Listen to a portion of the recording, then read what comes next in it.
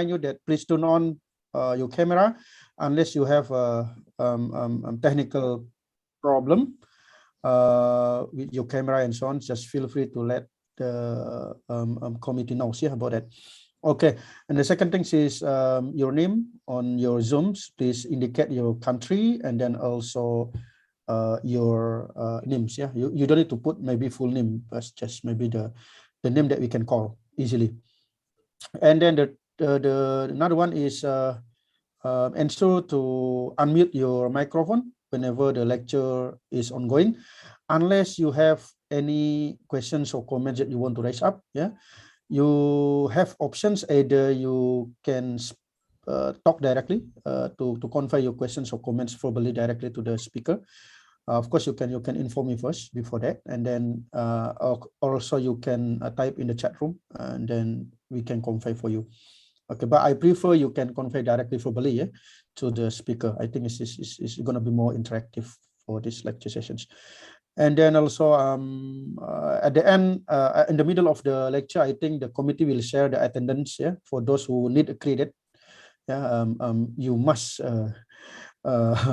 register and you must fill in the attendance. Yeah. All right. Okay. Without further ado, I would like to introduce the first speaker, the first lecturer today. Assistant Professor Dr. Awichara Kayan, or Dr. N. Dr. N will deliver her lecture on impact of COVID-19 in the meat productions and meat processing sector. Yes, it's going to be a very interesting topic, I believe. Dr. N is from okay. Dr. N is coming from Department of Animal Science, Faculty of Agriculture, Kasetsart University, Bangkok in Thailand. I would like to convey also our appreciations to your university. Every year we got a lecturer from your university, so thank you very much for continuous support to us.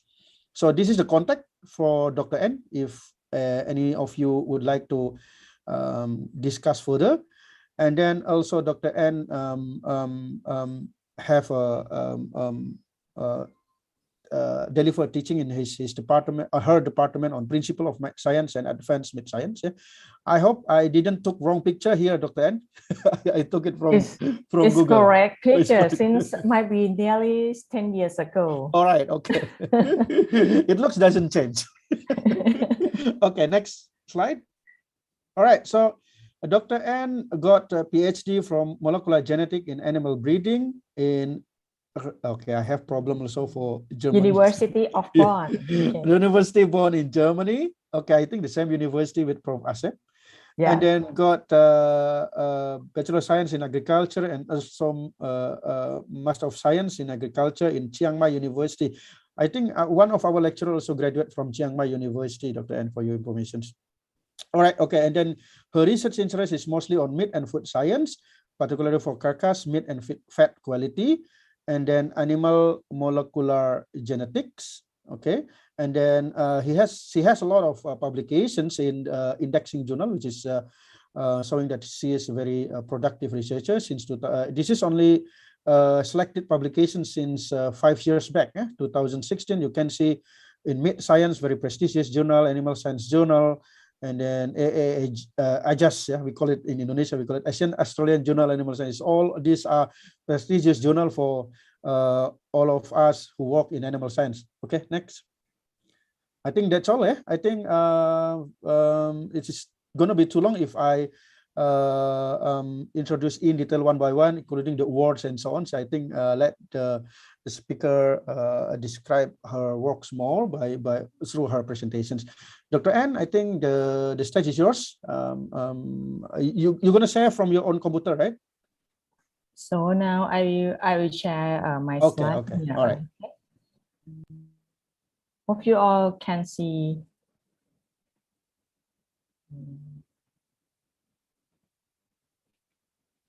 Okay. Are you see in the full screen of slide? Yeah, now we can see in the full screen. Okay. This is the second time for me that I come and take lectures in the summer course. Actually, when we talk about the meat productions and meat processing sector, it should be the last the last part of summer course. I have some of work that I'm not available on the last day, so I select 2 presentations in the first of lecture.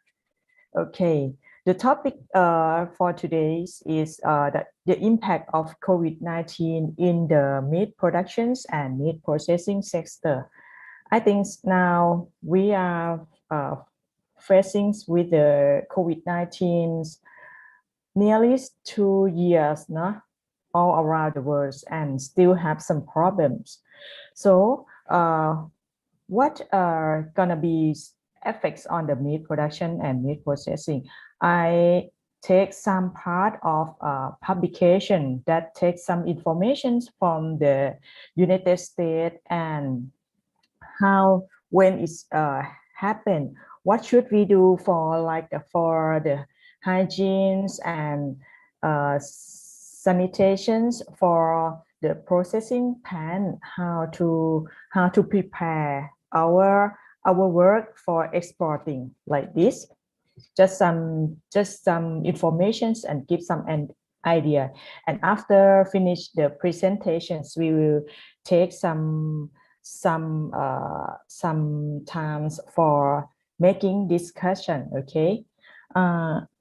So now the current list of COVID-19 pandemics in the livestock processing plant is in the worldwide. So in the United States, they try to increase attention about safety guidelines for what should they do for control the pandemic in the processing plant. So they have they said that it's quite risk for the people that working in the plant according the indoor climate of livestock facility may increase the transmission risk. To prevent meat after slaughter process area and to maintain at 0 to 12 degrees Celsius. And with the low temperatures, it will increase the COVID risk for employees. So for the working rooms, the relative humidity is around 90 to 95% is quite risk for the human for working. So why the people who's working in the processing plant will usually found or detect the positive in COVID-19 test. For here, this figure show the potential characteristics of the livestock facility that might contribute to this observed relations with the COVID case and death rate. This is the types. They said that they look the relationship between the report case and type of animal slaughter and process. They found beef, pork, and poultry pan is in almost area in the United States. And they found significant relationship with COVID-19 case and death with pork pans, that's showing the greatest measure of the COVID case, and beef pan also show the greatest of the death from COVID-19. This figure is pork and beef pan are well distributed throughout the United States, and also poultry pans are related concentrate in the southern of United States, and they found that it will be contributes of the COVID-19 easily. And for this figure will show the numbers of boiler, sheep, boiler, cattle, and pig. The picture A, B, and C that produced during January to July, at least 3 years. In the United States, it have the COVID-19 pandemics during May. You can see the animal at the slaughterhouse decline begin decline from March to April in the years of 2020s in all of animals. For here, these figures, they look at the different relationship between COVID-19 by company. They have a big size, middle size, and small size of the pen. So the relationship between local COVID-19 incidents and mediums and large pen and are owned and operated by some of the largest U.S. processor. This magnitude can be visualized in this figure. They have the strongest relationship that found the national beef whose indicate relationship with COVID-19 rate is approximately 5 times greater than other livestock facility. And however, all the large companies appear to have a larger coefficients line of baseline aside from the Smithfield, and the relationship with death is positive due to the small of the sample size. For the pan shutdown. So when we found the positive to detect the COVID from the employee, so it's necessary to shut down the pan. So the pan shut down. Many stock pan were temporarily shut down to stop the spread of COVID-19. This is the set of the data when the plant shut down. The study that comparing the change of the weekly COVID case list before and after closings. Average across country with plant that close and country with plant with no evidence closure. Among the livestock pen in the sample in this study, they found the closure that occur in 26 countries or more than 10% of countries with pen.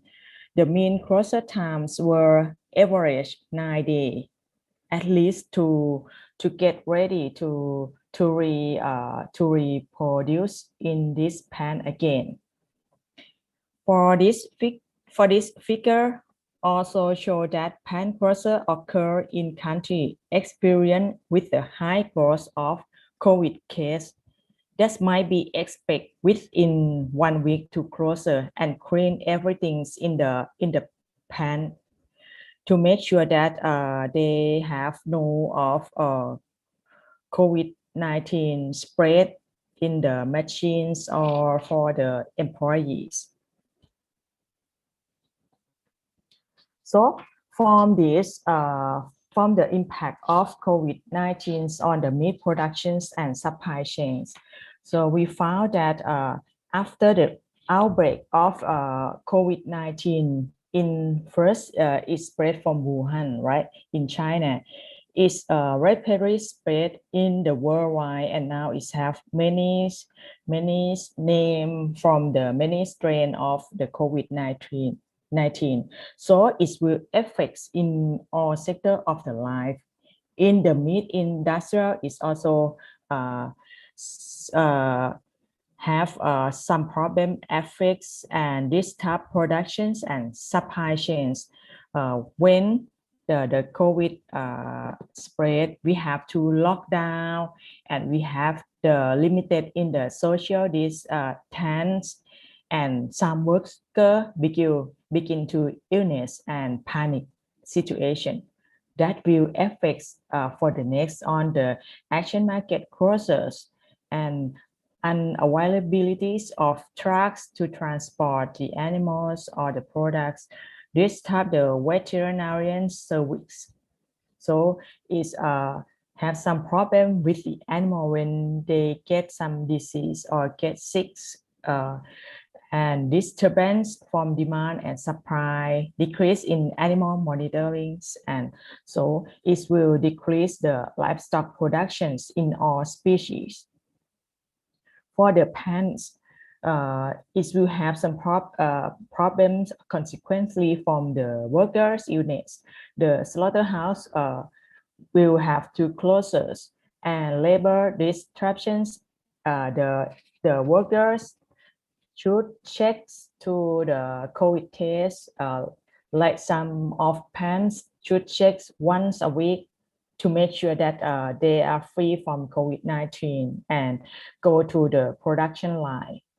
So it will disrupt in this labor that is might not enough the labor in for the pens, and also it's reduce the animal supply and the food Italy shutdowns. According they lock down, they're not allowed to sit to eat things in the restaurants or in the hotel, something like this. And the flight operations disruptions, like in Thailand now, here is also the flights that are not allowed to that not allow us to go to anywhere. So for the meat processing, is also affects on the demand and also from the supply from the consumer.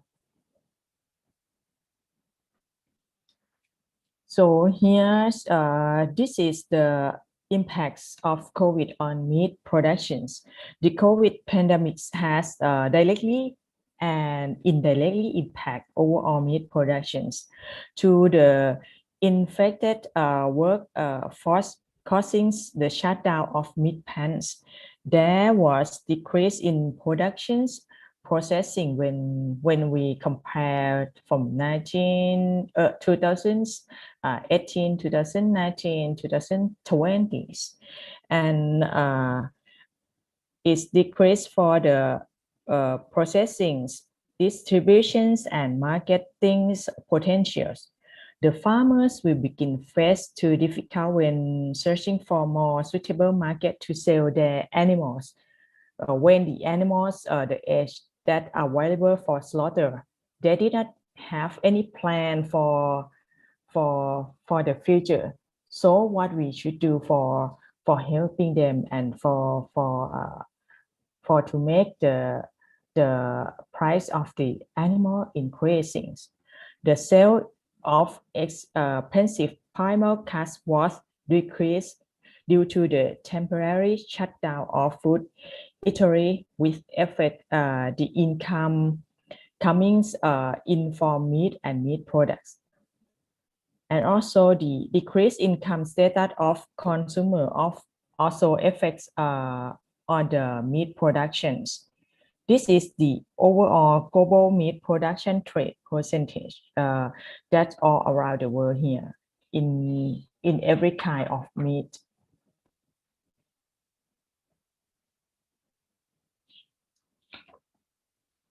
Okay, and when it have the COVID pandemics, it have some change in the we call the change in the change in consumer behaviors. That I think we of normally when we have the normal life, we go to the restaurant and eat something like this, and when it have the COVID pandemic, we have to change our habit for eating, like buy from the restaurant and come to eat our house, or sometimes we have to cook by ourselves. So it's made the consumer the behavior change. According to the COVID-19 pandemic has changed the purchase and consumptions of meat and its products, mainly due to the decreased purchasing power. according some people lost their job during this COVID pandemics. It makes some people less money. It's almost half of meat is sold in the form of food segment. Normally we sell on the some of meat we sell like for the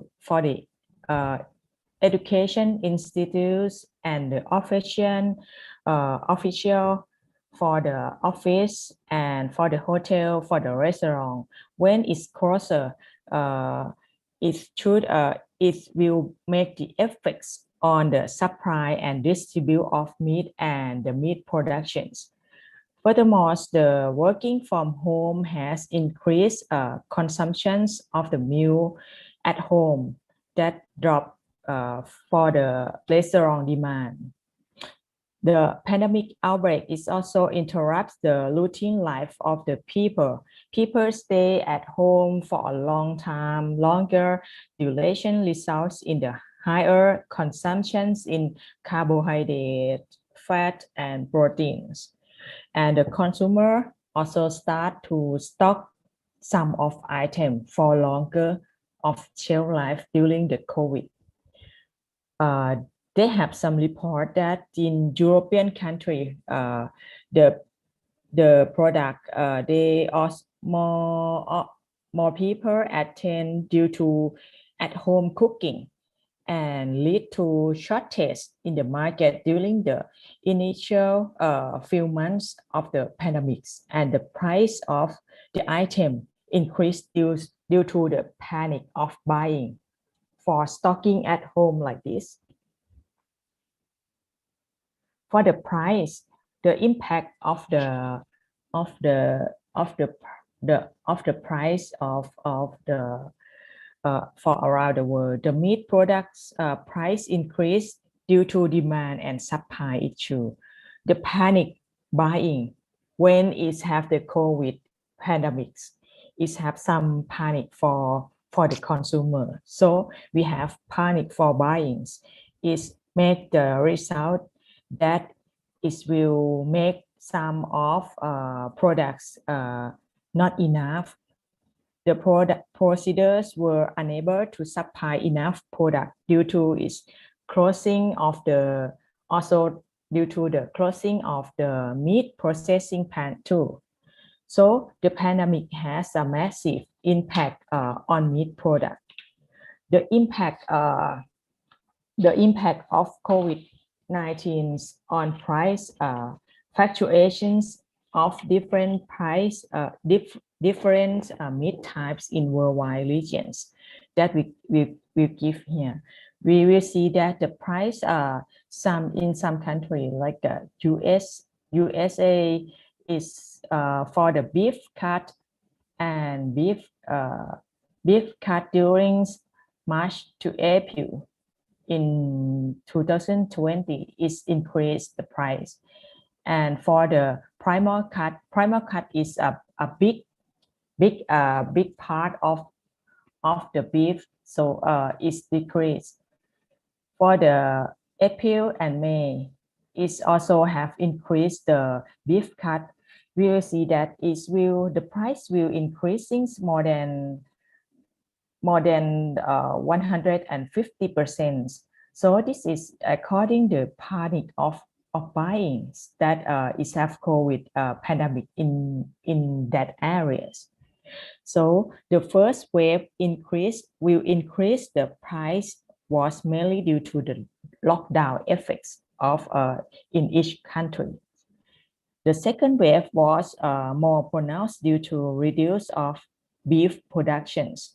It's increased up to 150 in meat cut price, and this increase the price was mainly due to the panic buying, leading to increase the demand for demands at the grocery store, and the wholesale price still increasing during the panics.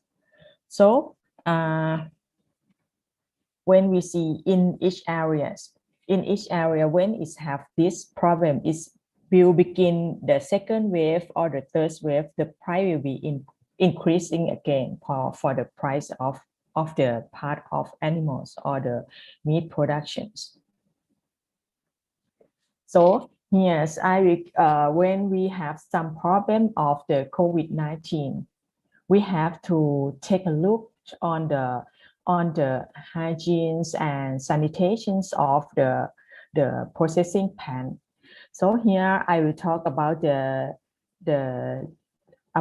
chickens that in Thailand we almost export to another country. That we have some data that Thailand is the third world of exporter of chicken meat, and for the duck meat we the first of the world that export meat to another country. And in the next future we will be reading procedures of the pork in Asia too. Almost the export of Thai chicken meat, we export in two forms, raw and cooked chicken meat. Here I show the data from since about more than 20 years ago, and we will see that the export will be increasing in every years, and mostly in the part after 2003 we try to export in the cooked chicken meat to another country. According we try to avoid about the problems about some of microbial like salmonella like this. When we export some of raw chicken meat, they have some limit of the pathogen that we could not control. So we export almost now is in the form of cooked chicken meat. And in 2019, we export in the cooked chicken meat around 63% of our productions. Here is the country that we mostly export the chicken meat from Thailand. We export to Japan about 58.44%, and send to England 17.67%, and export to European countries about 12.84%, and also export to another country allowed 11.05%. That is some information that now we export for the chicken meat. So when we export, we have to make like the standard for the country that we export. The standard for our country for consume in our country, we call national regulations. It have the regulations from the Animal Health, Food, Drug, Feed, Agriculture Standard and related law that try to control to make the farm from the processing plant to make the standard like these organizations make the regulations. When we export our meat to another country, they have some of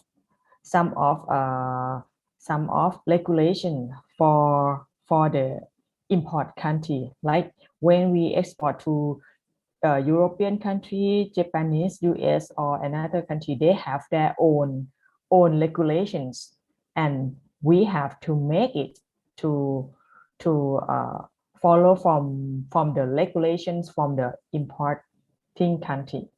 So they send the people from the import country to audit our processing plant in every years or every 2 years like this.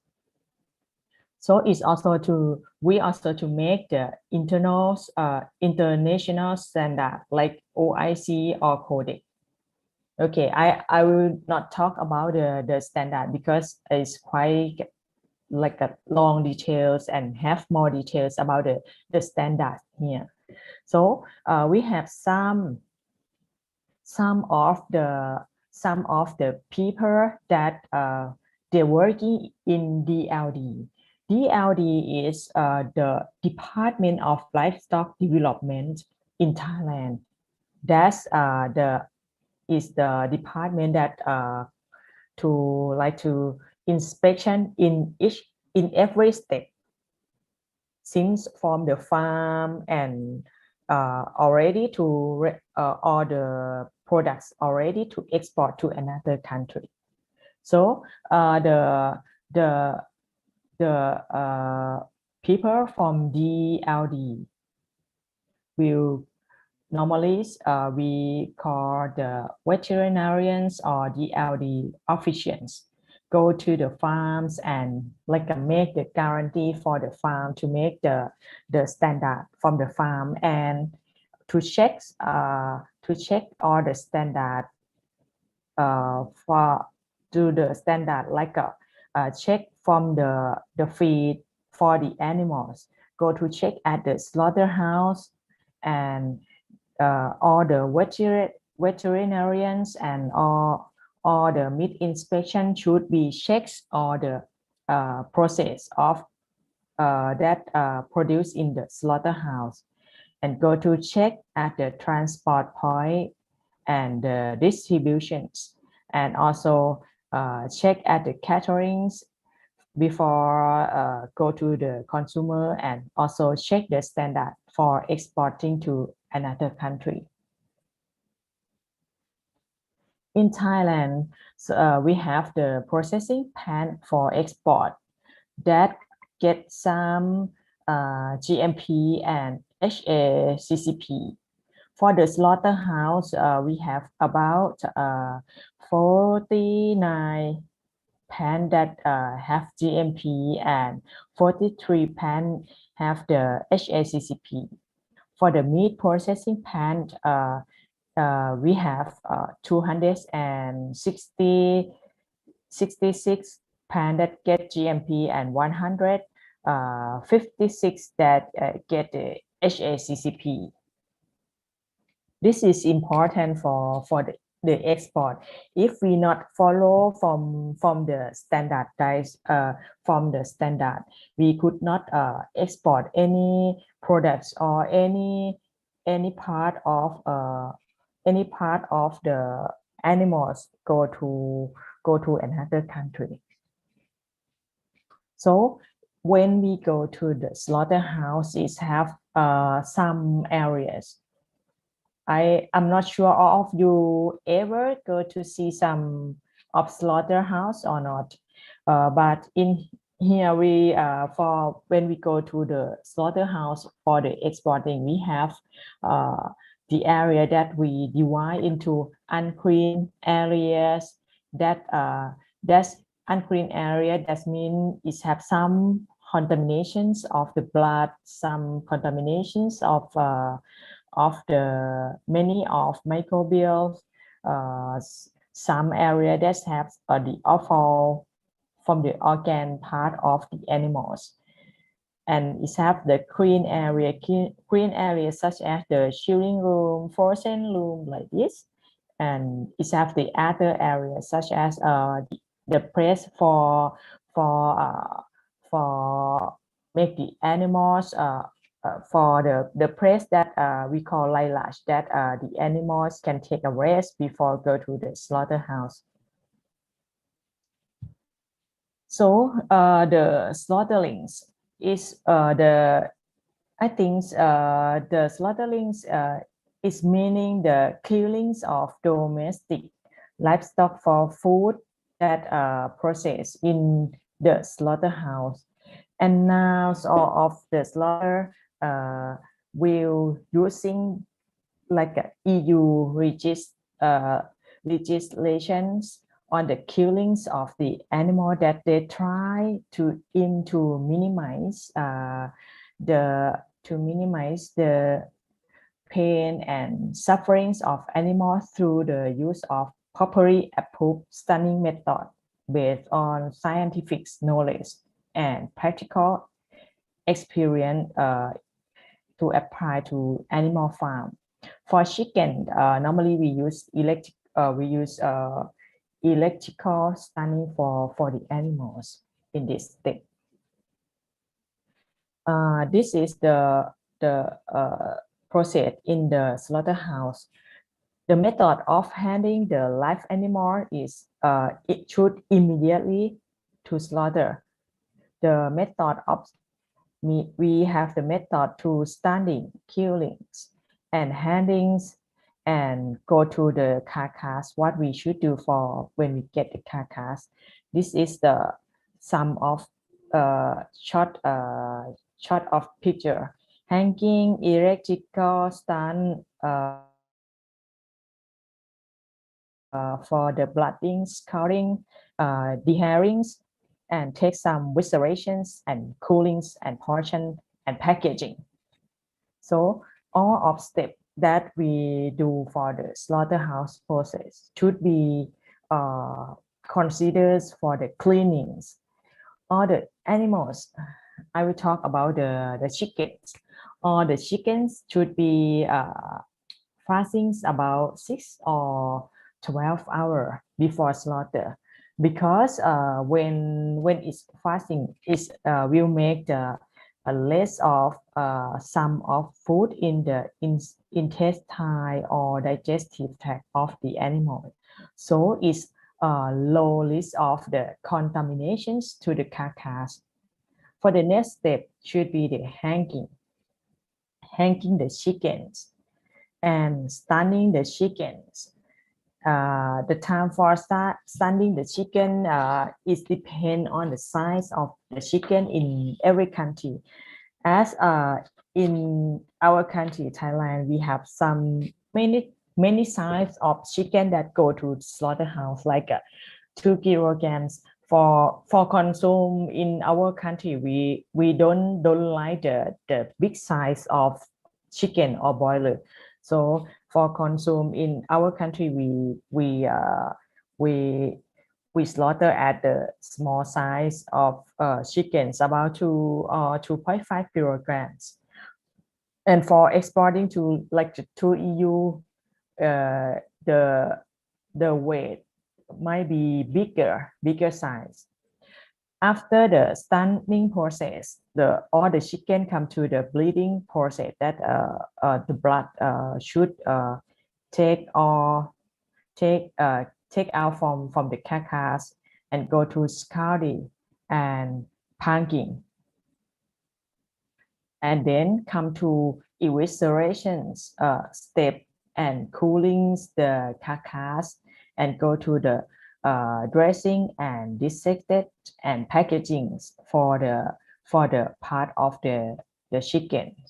So here's the next slide is the talk about something that we should awareness or considers when we working in these areas. They have some regulation that we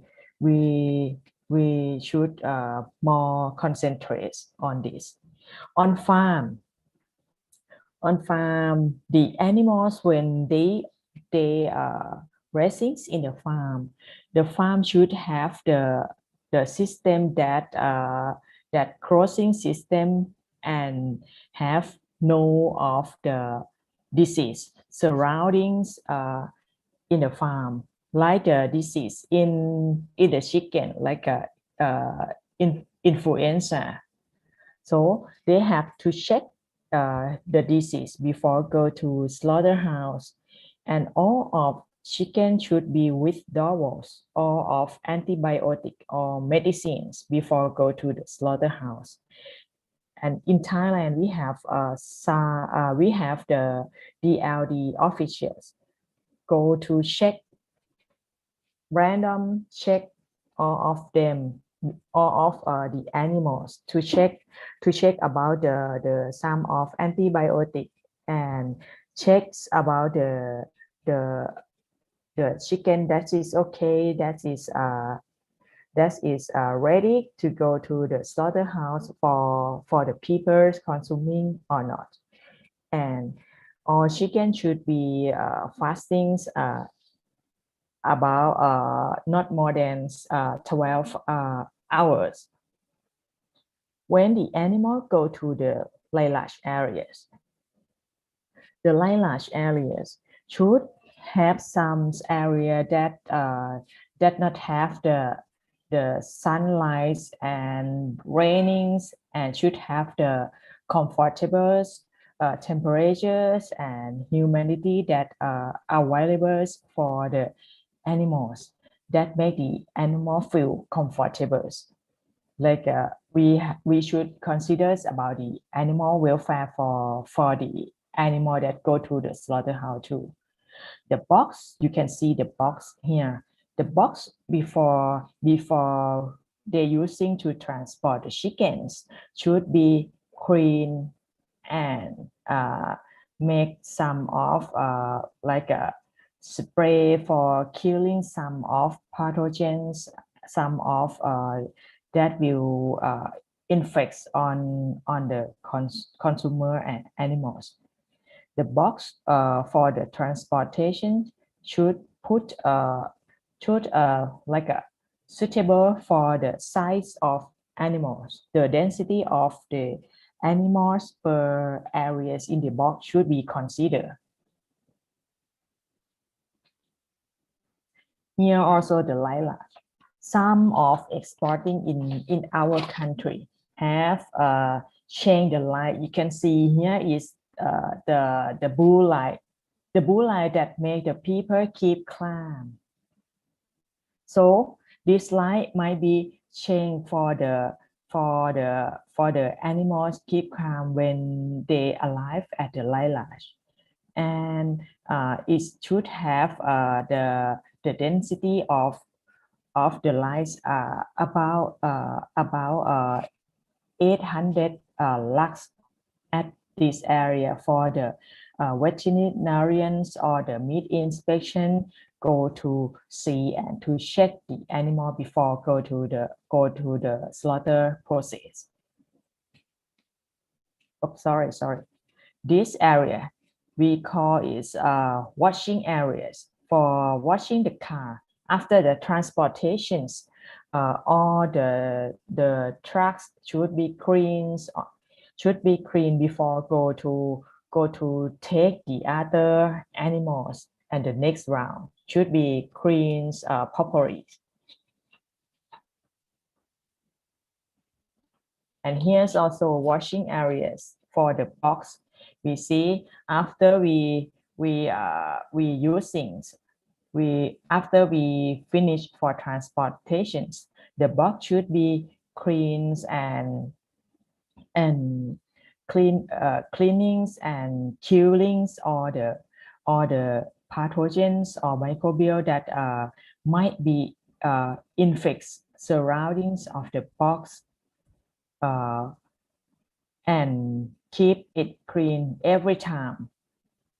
For the hanging step, this step maybe some of chicken will be like shakings on the hangings. So some of pan they using the blue light to make the animals keep calm. They use the blue light is make the people is make the chicken keep calm, and is check is still in the shackle. The shackle should be the suitable size for the animals and for the suitable for the animal weight too. Here the hanging should the animal should stand properly. The chickens, they have some regulation that the chicken should hanging not more than 1 minute before bleeding. Some of them, if it's fall down like this, we will not go and take them for hanging again. It should have some like we call emergency for killing the animal like this for this process. Come to the stunning. At the stunning, we also using the blue light for the animal keep calm. And the animals for our country, the animals will stunning by the electrical stunning. So all the animals and all the chickens will get the electrical in the batch about 4 minutes. And we have the we using the electrical for stunning. The electrical will flow on the water. So the head and the necks of the chicken should be put in the water. So it will be completely stunning. So when it's go for this step is go to the bleeding step. For the bleeding step, the animal should be bleeding immediately when go out from the stunning step. They bleeding at the vein and arteries of the animals, and make sure here we should make sure that the knife should be sharply, and we should cleaning them all the time. We have the place for cleaning the knife. The knife should be have the water for cleanings at the temperatures at 82 degrees Celsius, at least to make sure that it's all kill the pathogens. And the time for the blood out from the chicken should be at least 2 minutes to make to take the blood out from the chicken. Yes, when go to the scullies and pumpkin, the temperatures here is quite important to make sure that the feather will take it out from the skin. So the temperature here should be controlled at 58 to 62 degrees Celsius, and it will have like a continuous flow of the water all the time. The waste and the new water come to change all the time. And after scalding, the carcass should be cleaned with the water about 15 seconds. 15 seconds to make it clean, and cut the head. Some of pan cut head and leg part at this step. The next step is eviscerations. Some of exporting didn't have the auto machine to take the offal out. They should prepare the employees or the worker to work here to take the offal out from this step. So this step, the veterinarians or DLD officials will go to this step and check every carcass that is okay for sections or for go to the next step for packaging or not. So in this area should have the light that about 800 lux for working for inspections for the carcass. And here should take all offal like a heart, a corp, liver, and a bile and intestine out from the carcass, and check what wrong with the offals.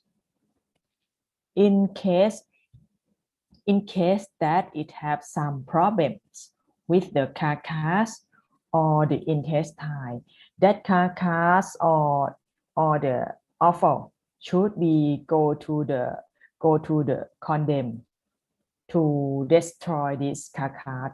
Don't take to make sure that this carcass will not come to eat like for selling again.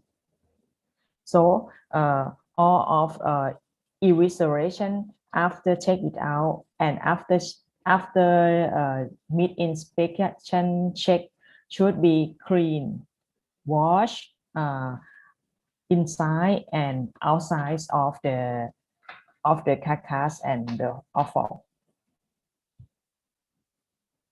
For the cleaning step in the eviscerations, some of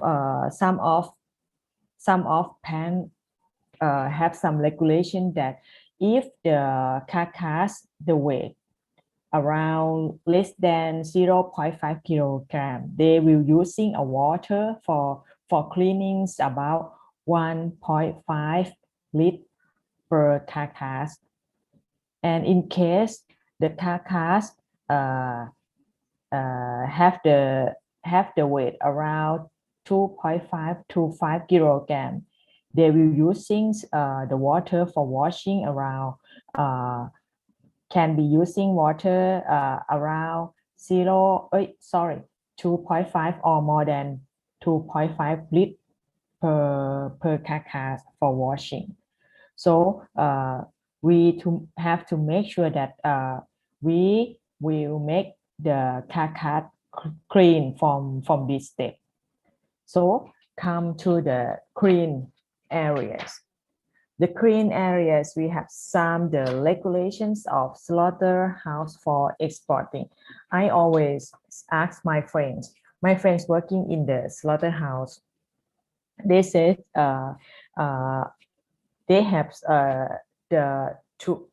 in that company they have two pan that separate from exporting and consuming in our country.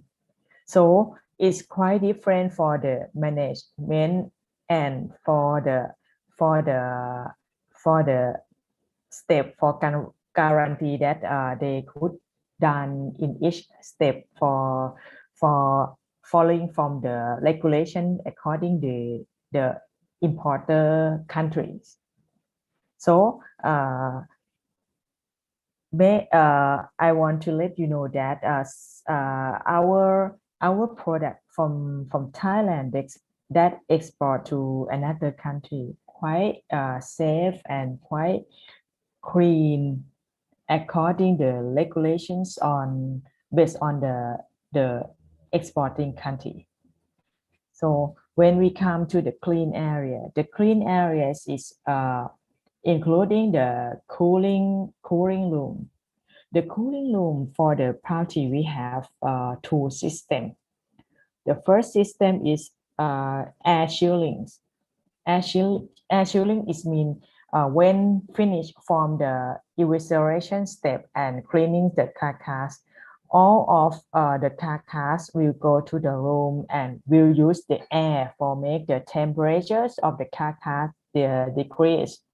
So this step some of pan will using, but some pan that they export to like a EU or to USA, they're using the water chilling. The water chilling is why they're using the water chilling, because the regulations of like the EU and USA ask to control the temperature like after slaughtering process in 30 minutes, the carcass, or 1 hour, the carcass should get the internal temperatures at 4 degrees Celsius, something like this. So when they using the water chilling, is take a short time to make the temperatures of the carcass decrease. So the water chilling is the mixing with the ice and the water mixing in in this equipment, and the carcass will go down, and the temperature will be decreased.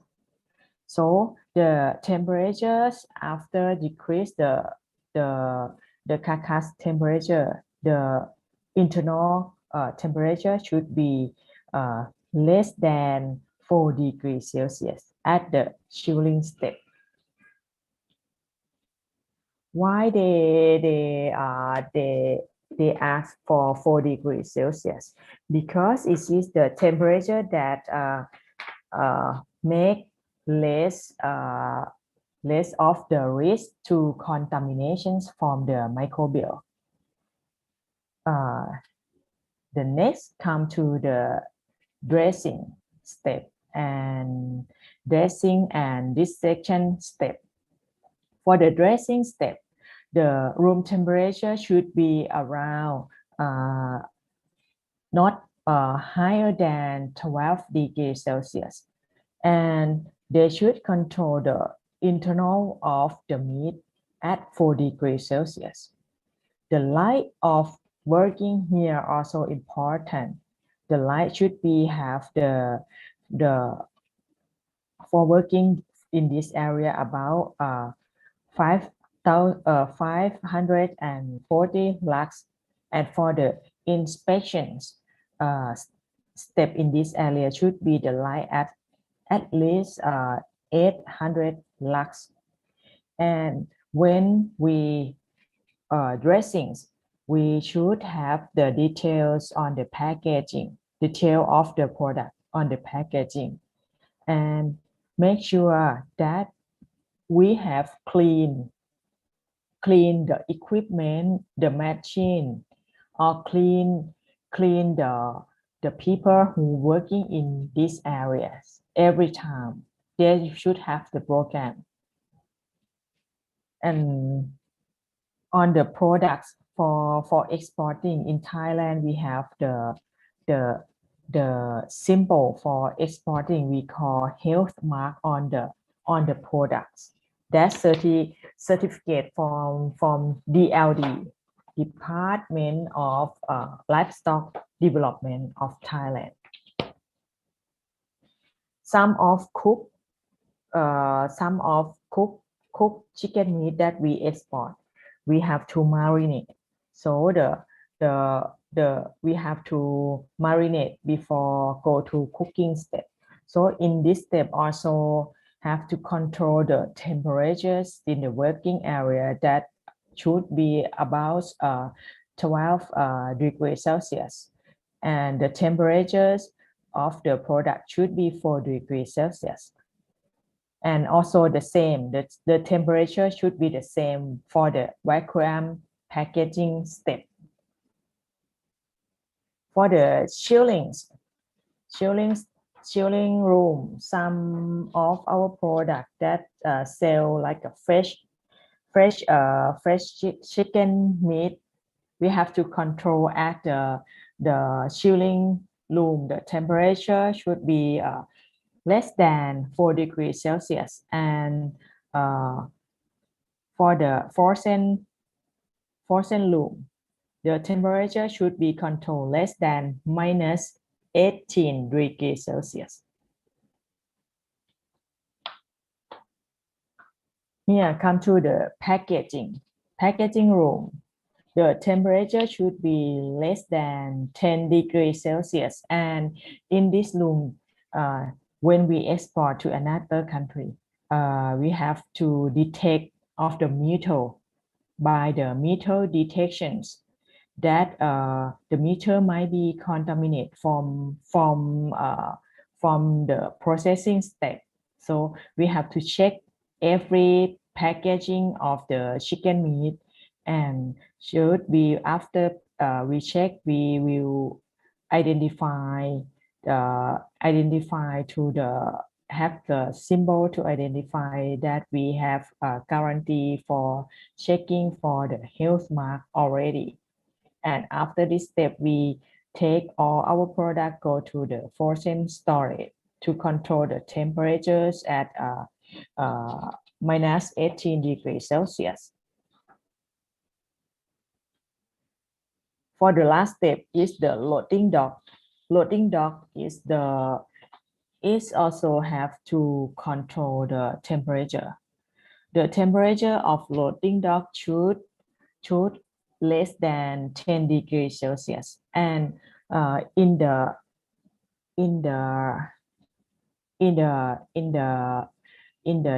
loading docks, the box that we export, the container here should be the same product. Should be the same product. We did not make the like the mixings of products, so it will make the list for the contaminations. After they check list and after they check everything about the qualities and checking everything, the DLD of our country will seal at the container here that guarantee that check from our government. For consume in our country, we also have like this symbol. You can see that it have the symbol here. The symbol here that show that we call in Thai Pasusat okay. It means it's okay for consuming.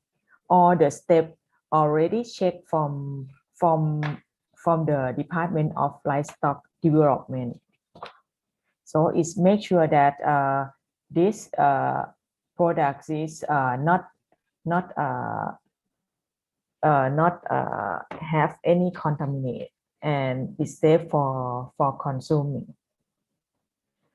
So after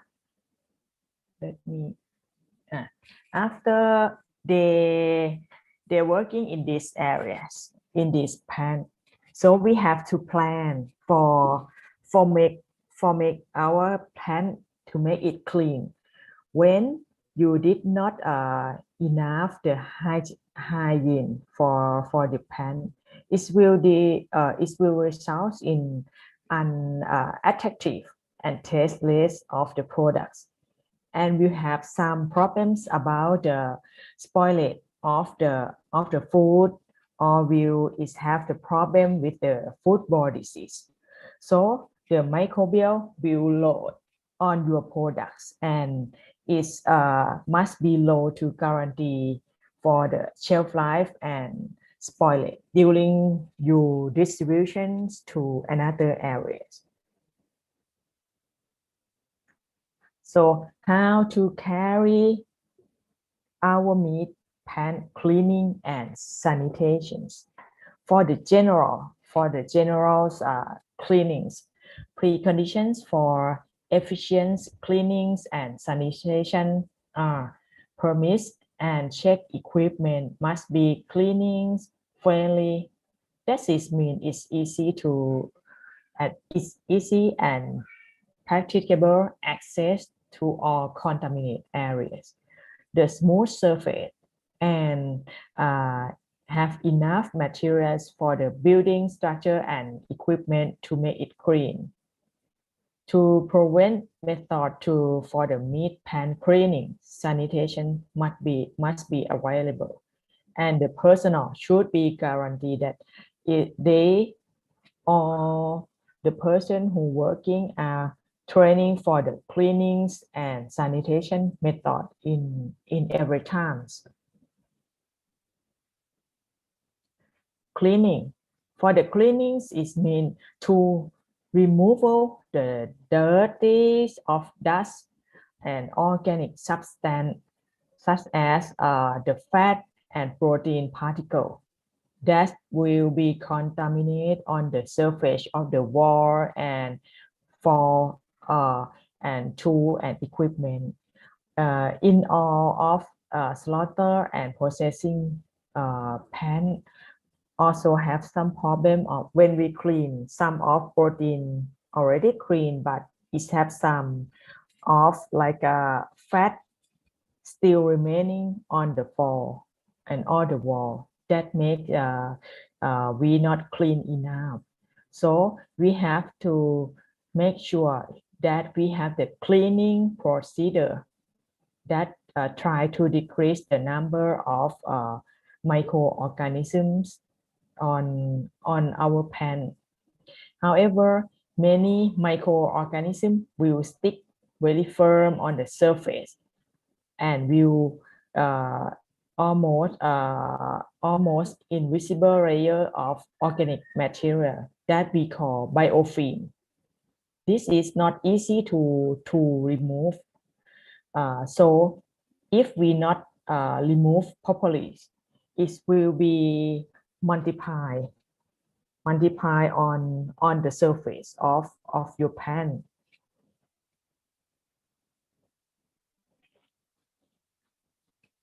So how to inactivate all the microorganisms? So when we cleaning some, we require some of antimicrobial treatment, like in food industry, we some of them use hot water or steam of hot water to apply to these infectants. This infectant will be used like a chemical substance that will kill the microorganism, but the chemical substance should not affect on the human or the remaining in some of equipment, and it make sure that it will cause corrosion of the equipment too.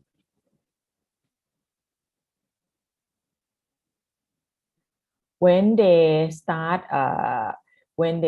cleaning and disinfection sanitations, to make sure all food products must be removed from the areas, because the physical cleanings with the pasteurized water may stir up dirt or produce contamination water droplet, which could contaminate in the meat present in such room, and for the chemical cleaning may produce the toxic residue when contact or remain in the meat product.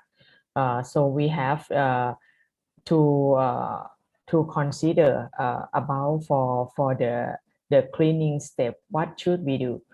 The alkali cleaning agent, this is generally suitable for remove organic dirt, protein residue, and fat. For the acid cleaning agent, used particularly for removal of the N-class residue of dirt and protein or the inorganic depositions. That some we use a water stone, millstone, lime like this.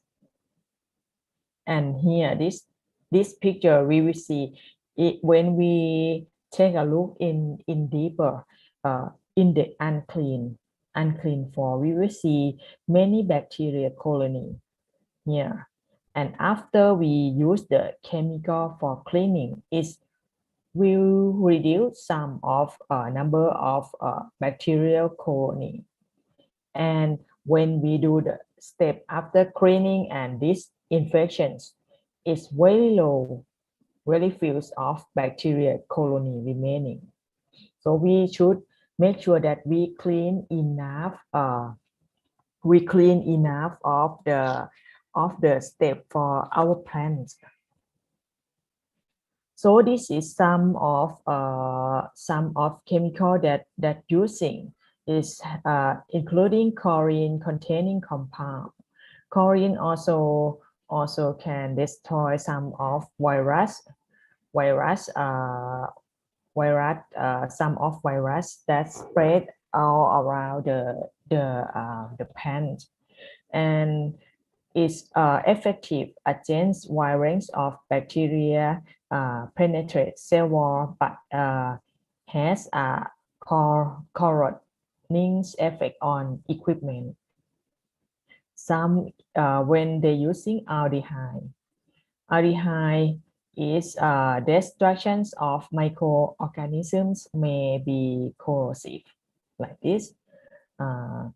The third one is quaternary ammonium compound. This will be effects on cell wall, not corrosive, odorless, additional screening properties. And the last one is the oxygen releasing substance. This penetrate into cell, good efficiency on all microorganisms, including spore, virus, odorous, and maybe corrosive in low concentrations. So some of pen will use available disinfectants for the pens. Here is the example for an efficient combinations of components. Some of them use organic acid and surfactants and peroxide compound. The organic acid will, apart from the sanitizing effect, decrease in pH, and some disinfectants are more efficient at low pH. For the surfactants, acids in penetrating organic materials.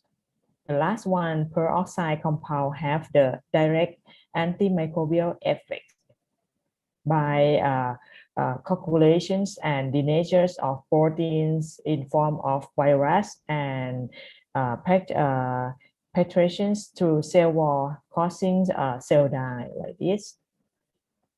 So when we how to frequency to these infections depend on the need, is on the requirement.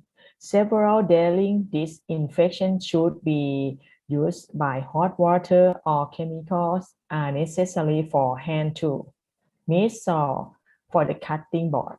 For we need for several daily disinfections. For the daily disinfection is used for some of equipment such as the equipment for clean the filter stuffer for making some of product. For disinfection once a week is recommended for another equipment like for wall of processing and chilling room. But I think now the situations is here should be disinfections daily. That situations for this COVID-19 pandemics. So if we talk about the COVID-19 pandemics, like in Thailand. In Thailand, is quite significant. Of the economic slowdown from COVID pandemic. So its impact according to the number of tourists that normally go to Thailand and they travels, and for the food service and the retails of our country will be disturbed by COVID since February last year. And the Thai government also stop resting for travelers and closer some of shopping malls to stop the spread of COVID or virus disease. That impact on the food service and retail market. So now in our country, only supermarket, bank, pharmaceutical, shop, uh, restaurant for delivery and takeaway around to open. So many of restaurant or food service try to change to like a food delivery. For the food delivery in our country, like we have application that we order the food from from online. We have application that we call Grab Food, Lineman, Food Panda. Is going up according the people change habit to order from online. So this pandemic not only change the consumer purchasing, change the behavior of consumer. So we have is our chance to how to make the new opportunity for the retailers, for the restaurant, and for the importer to plan to develop the products and service for the future. And I think this might be our challenge how to survive in these criteria.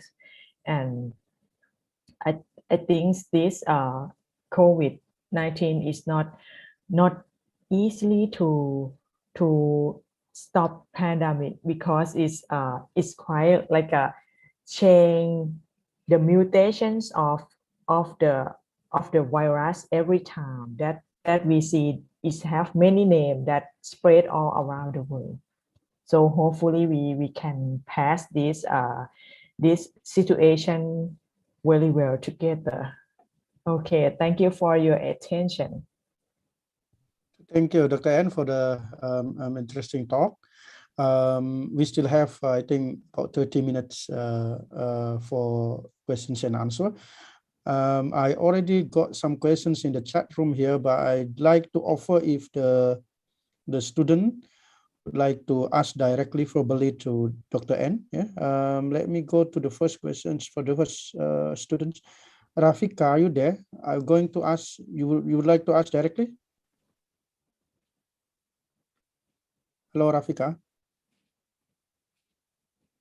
If somebody have some questions, you can ask me directly, like we can share or we can talk some problem in our country together, right? Exactly.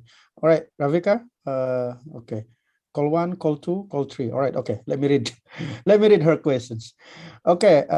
Good afternoon, Dr. N. I'm Rafika Effendi from IPB University. I have questions. What are the implications of COVID-19 impacts to the food security in poultry productions? Perhaps you can answer first before I go to the next questions. Again, sorry, I have okay. What are the implications of COVID-19 impacts, or what kind of impacts to the food security in poultry? Okay. For the food, for the poultry section, I will talk about poultry section. In Thailand, we also found that they have some problem with when the people working in the processing plant and they have checked that they have positive COVID-19. So the plan that our country have the first step to separate the people that positive test to treatment or separate from the plant to go to the hospital. Then all the plant should be closed. I should not say should be. The plant are closing and cleaning all equipment in the plantings, and the DLD go to and swap every equipment to check that is have some of COVID-19 contaminate on the equipment or not. And in Thailand, we have a plan that they check the meat every day. They random check in the batch in the lot every day. It's about is it have some of virus contaminate on this product or not before exporting like this.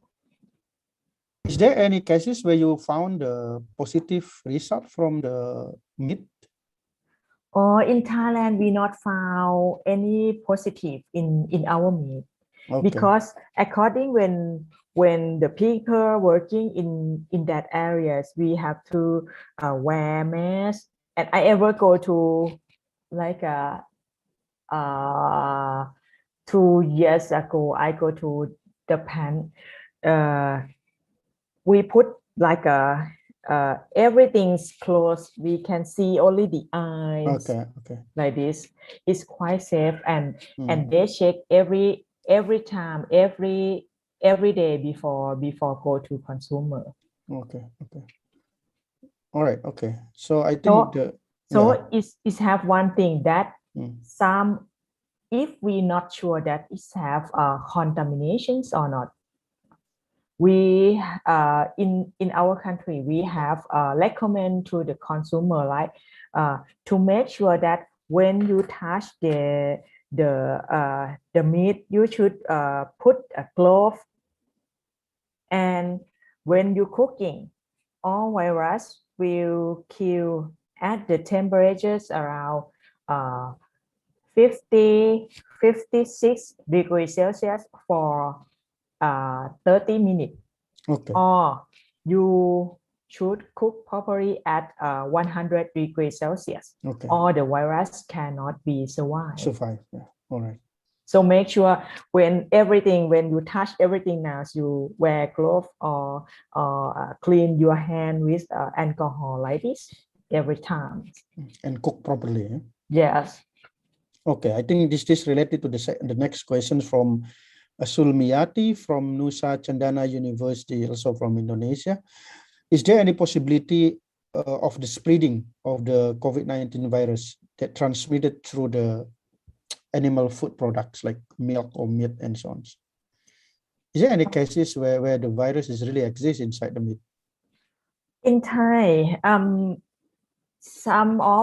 in Thai we not found that it will transmit to the meat, but as previously as we heard from the news that it transmit to like for salmon meat, right? This for salmon they swap is according to the how to say the regulations to control in each country.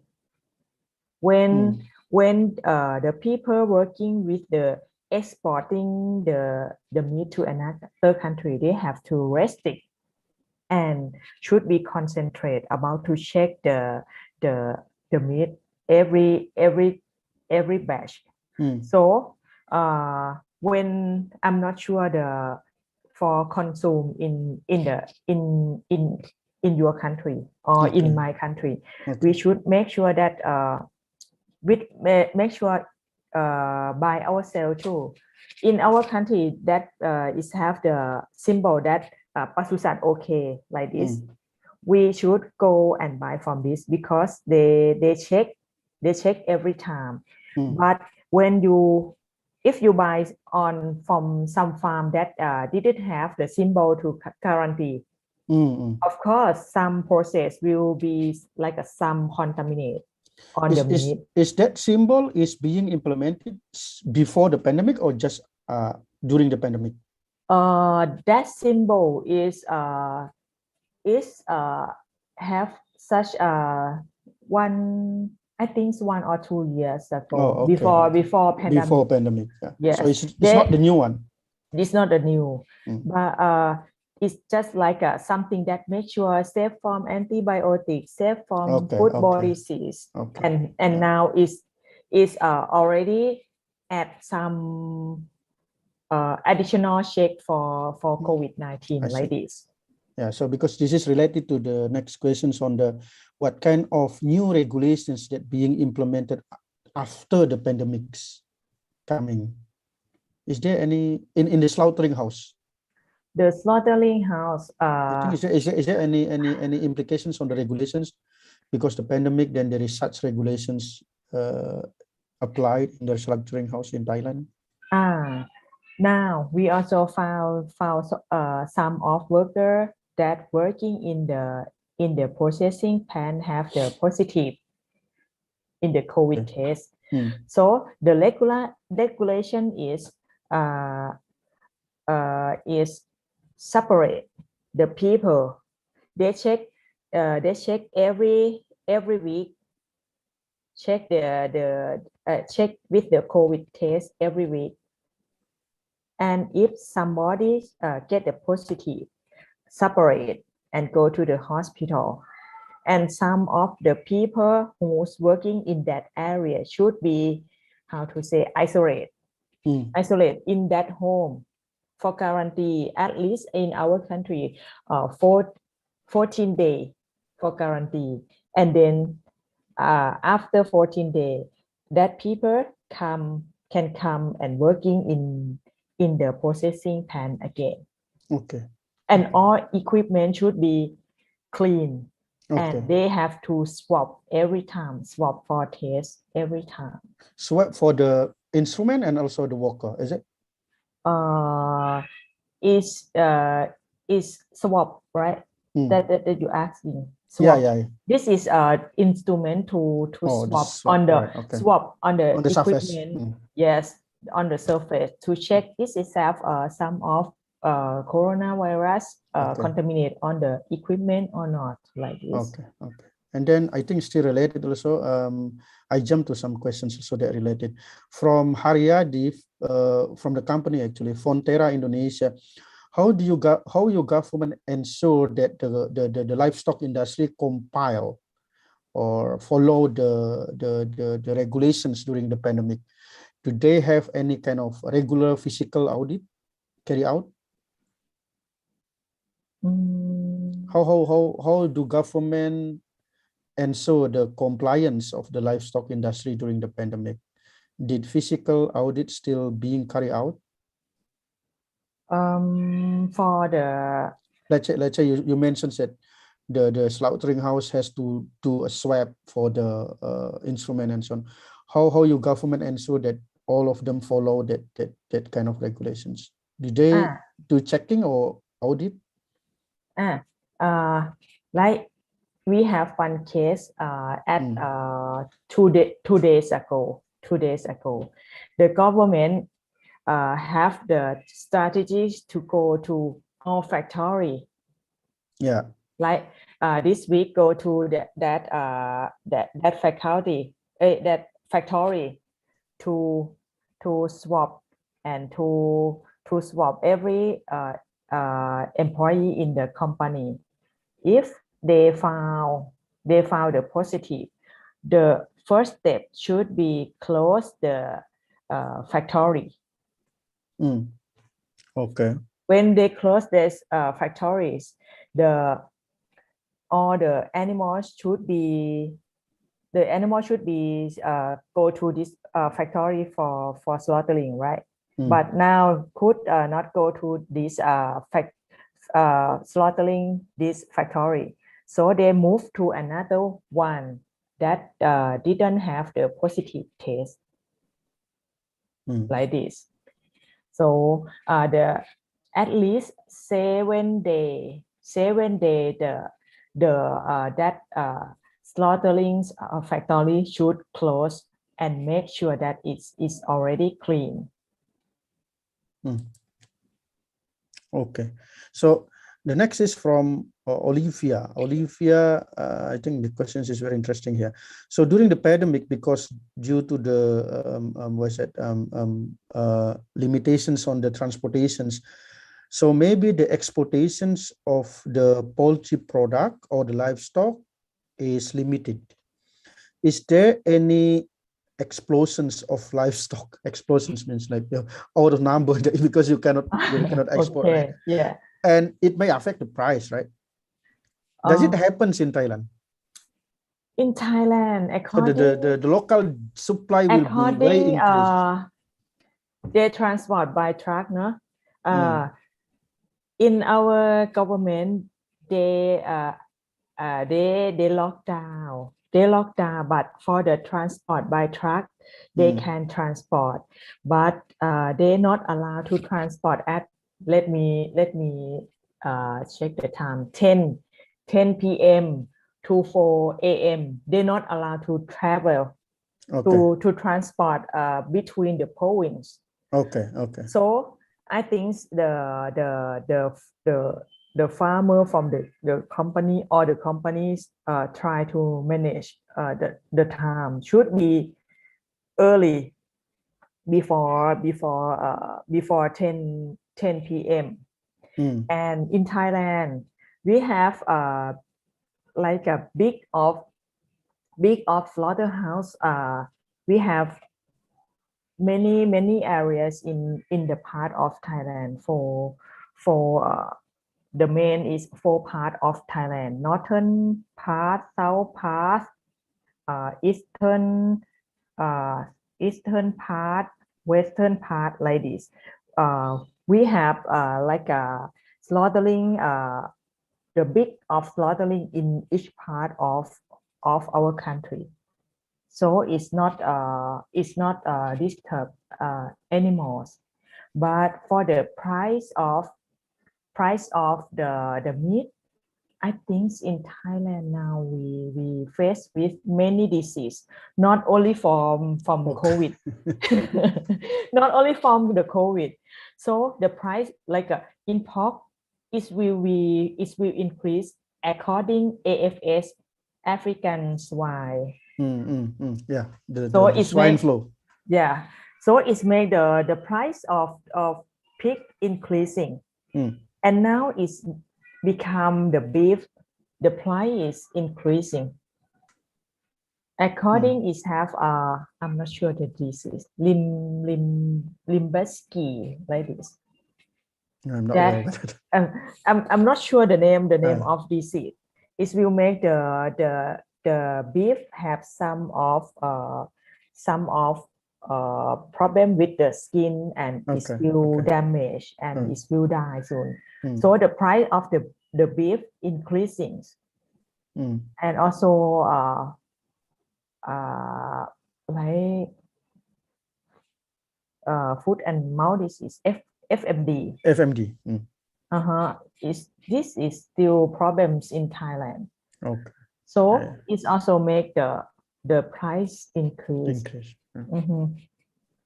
And they try to find the like a medicines or the new vaccines for the animals, but it's not enough.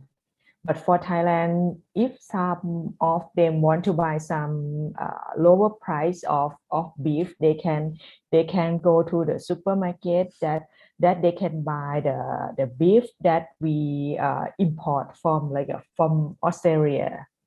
The price is less than the price of beef from Thailand.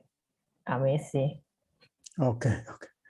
All right. I think we have 5 minutes left. So I would like to call one students to ask, because I still have many questions in the chat room, but I think it is better for the students to ask directly. Perhaps I will call Rofi. Rofi, are you there? Can you turn on your microphone? Admin, can you unmute the microphone for the students? Rofi, are you there? Hello, is your microphone working? No? Or how about Aldi from Gajah Mada? Are you there, Aldi? Not here. Anyone would like to ask directly? Okay. And then in that case, I would like to read the questions, Doctor, for one more questions. From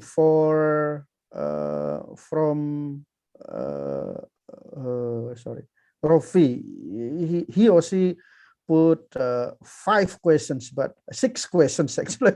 But I will pick maybe 1 or 2 questions. You All right. you can directly send to my email. So the committee will send the remaining questions later.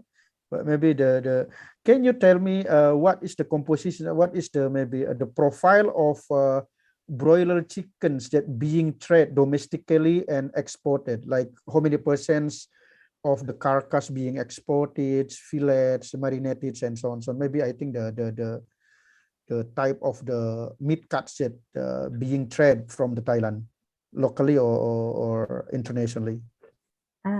For the carcass parts of in Thailand we have 2 types, actually in 2 types.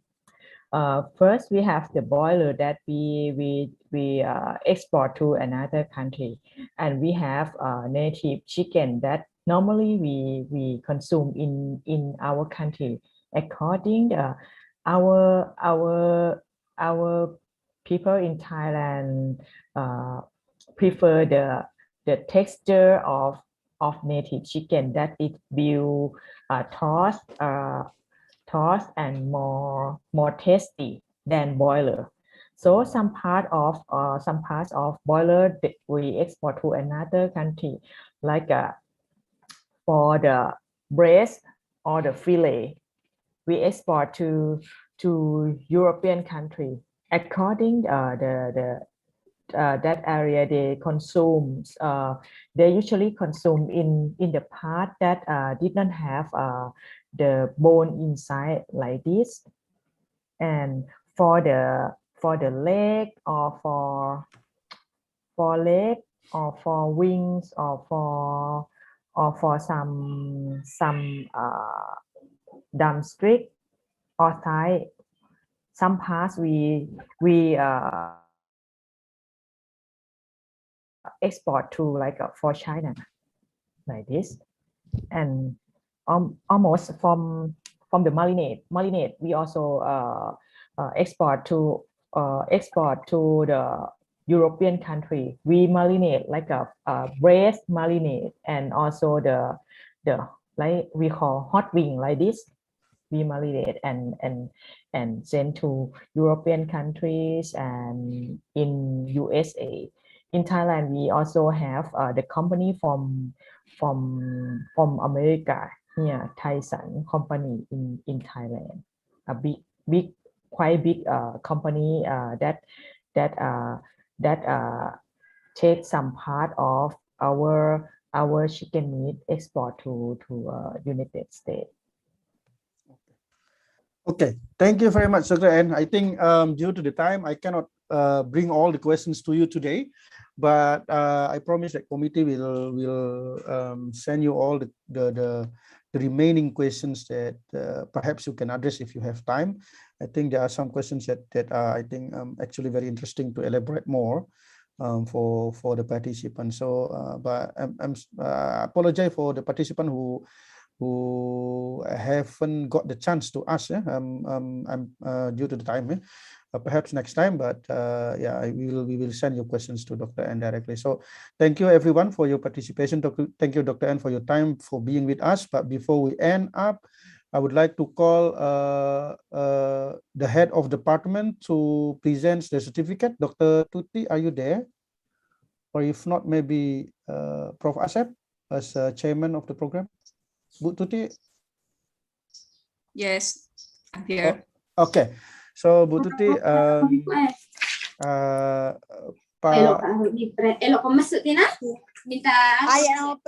hello, please mute your microphone. Hello. Hello, admin, can you mute all except for Dr. N and it's always happen with my it's always class. happen, yes. Yeah.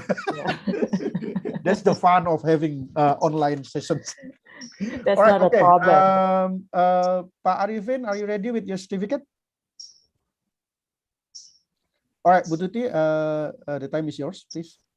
Okay, thank you, Pak Cahyo. Dr. Auchara, thank you for joining us.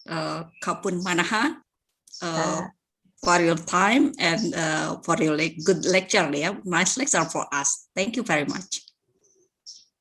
Okay, thank you, Ka. Thank you for your university that invite me to give a chance to share some of informations in Thailand, and I'm so happy that this is the second time that I have joined in this summer course. So hopefully we will be together forever. Okay, the next year too. Yeah, I hope so. Okay, thank you, Dr. Tuti and Dr. Ann. And Dr. Ann, you can speak with with Thai language with Dr. Tuti. Dr. Tuti is fan of Thai drama. Oh, fan of Thai drama. So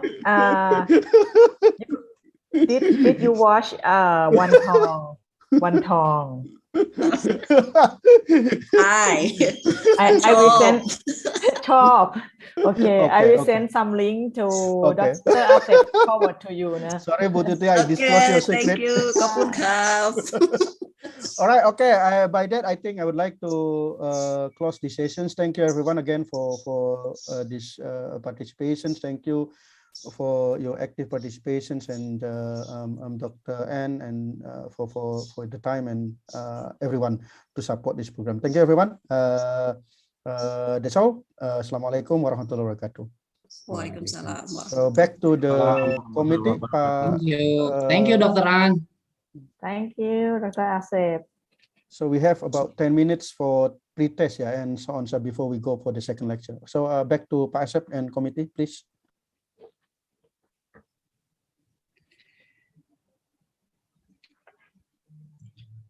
Okay, so thank you, Dr. An, for nice lecture. So we really interest to hear and also to see the current situation, especially in Thailand, regarding the pandemic condition. You explained about the panic buying and also how to keep the quality product, especially animal production, for export quality. Okay, because it's almost 10 minutes. You open camera, maybe you can little bit rest, maybe no problem. 15 minutes. So maybe our organizing committee will provide some video, some video, or maybe excursion, virtual excursion. Okay, maybe so in 15 minutes you can see virtual excursion. Our committee will provide it. Okay, please.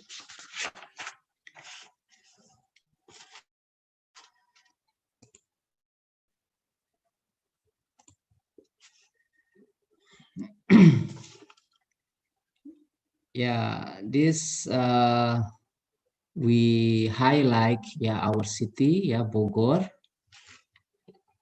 Bogor, where IPB University is located. Maybe you can now familiar Dr. An and also other foreign student. Otherwise, maybe still virtual. Whenever the pandemic is finished, so you already know about the situation in Bogor city, or we call as a Rain city. Because every day almost here rain. Rain is kind.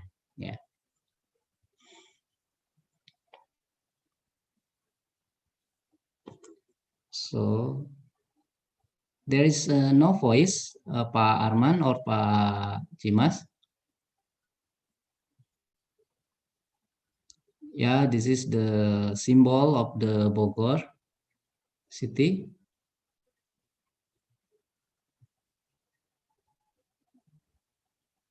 Maybe some have a...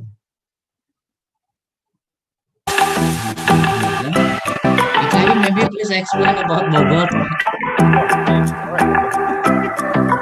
Please. All right, this is the entrance of Bogor. You can see the tower with we call it Tugu Kujang.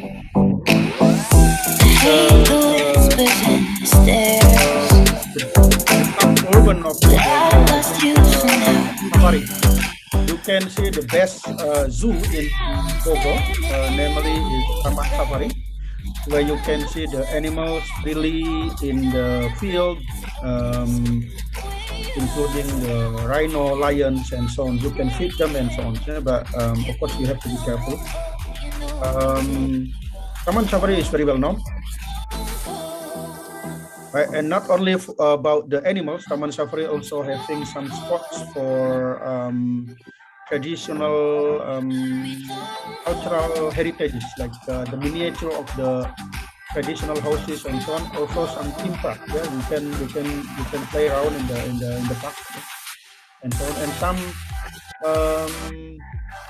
performance, animal performance, like dolphin, tiger, and so on. Whenever the pandemic over, for those who are not coming from Bogor, I think this is one of the excellent spots for you to visit. Perhaps Dr. N, whenever the situation is getting better, and visit Bogor, and I would like to recommend you to come here.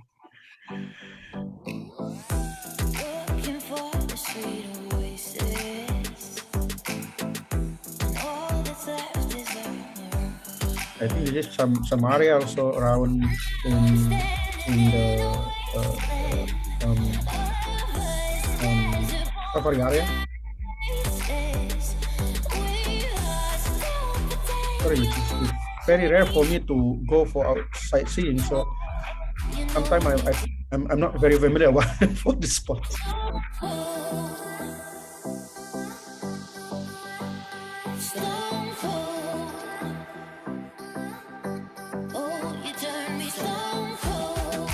And if you notice in the beginning of this video, you see so many green cars. Yeah, it's a local transportation, call it as angkot. Bogor also known as the city of the million of angkots because of the tremendous number of the angkot in this city. The traffic jam is daily habit here.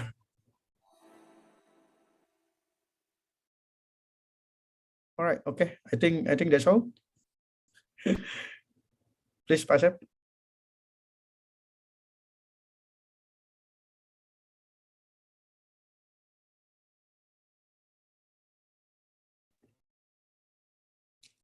Hello. I think that's all the video, right? Yeah. All right, okay. Okay. Pak Cahyo, actually we have a pre-test today. Actually, before we coming to the next lectures, how long, Pak Arman, the time for pre-test? 10 minutes is enough? Okay. So please do now. Pak Jimas will share in the group, or what is the mechanism of pre-test? Okay. So please, all the participants see in the chat window, and then you can directly fulfill the pre-test, yeah, and then you can submit it, yeah. Okay. But don't worry, yeah. Feeling free and also enjoy. Okay, so the link is already sent by committee. Yeah, you can download in IPB link pre-test summer course Department Animal Production and Technology 2021. So please.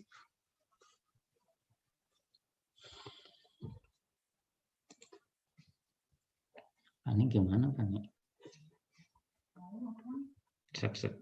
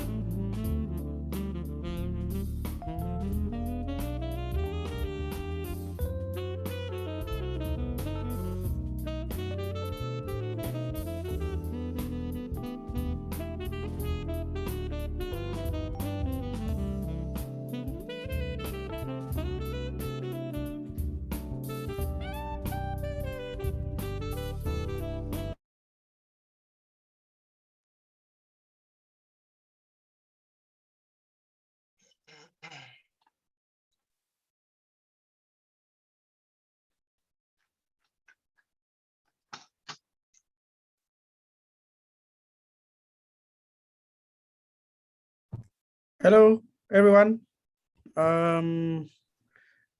It's about 3 p.m. now, so I think let's start to the second lecture for today. I think the lecturer also ready with us, Dr. Yes. Kunyu Shin. Okay.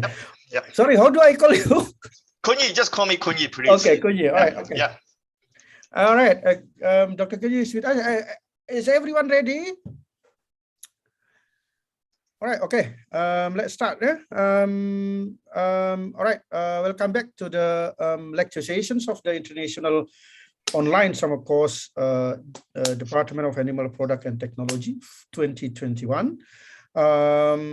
We move to, after we finish with the Dr. N for the impact of pandemic, the COVID-19 on the meat processing issues. We move to the second topics by Dr. Kunyin. Before we start the lecture, let me briefly introduce Dr. Kunyin, the lecturer. Pak Arifin, can you share the slide, please?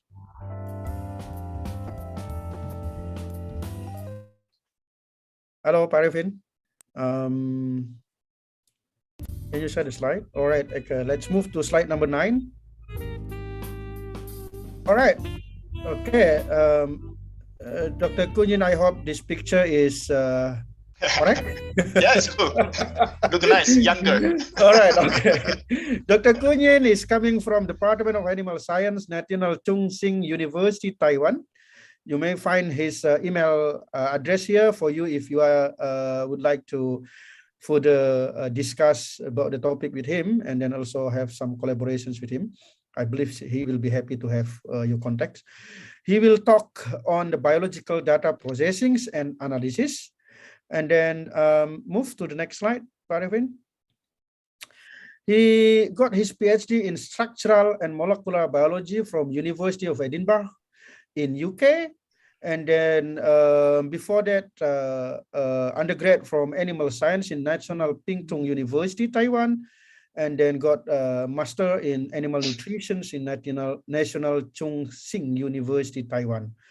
And his research interest is more to applications of artificial intelligence in biology, which is, I think, is very quite novel for us in animal science, molecular structure and biosystem modeling and simulations, database mining, big data analysis, and machine learning applications, and also studies of ligand protein interactions as well, and metal coordination sites of in the proteins. Okay, let's move to the next slide. All right, he started his academic career as a research assistant in Animal Technology Institute Taiwan in 2000 and 2001, and then continued as research assistant in Council Agriculture, still in Taiwan, until 2004, and then went to Edinburgh for postdoctoral university. And this is the very interesting for me. You did postdoc also at OIST, so we must meet there actually. Which group are you at OIST? Really? Yeah, I am with Ulf Skoglund and Ichiro Maruyama. Scotland, which with Scotland? They are two cryo-electron Scotland. They are two Yeah. Scotland. Ulf, Ulf. yes, Oh, Ulf. okay. All right. So It's almost the same somehow- year with me. All right. I think we met somewhere during the Yeah. tea time. Surprising. All right. Okay. Okay, this is so And cool. Good to see oysters here. Yeah, cool. All right. And then, okay. Which group are you at OIST? In Kitano unit. Kitano unit. All right. Yeah, okay. doing the assistance biology. Yeah. All right. Okay. And then continue as staff scientist at OIST.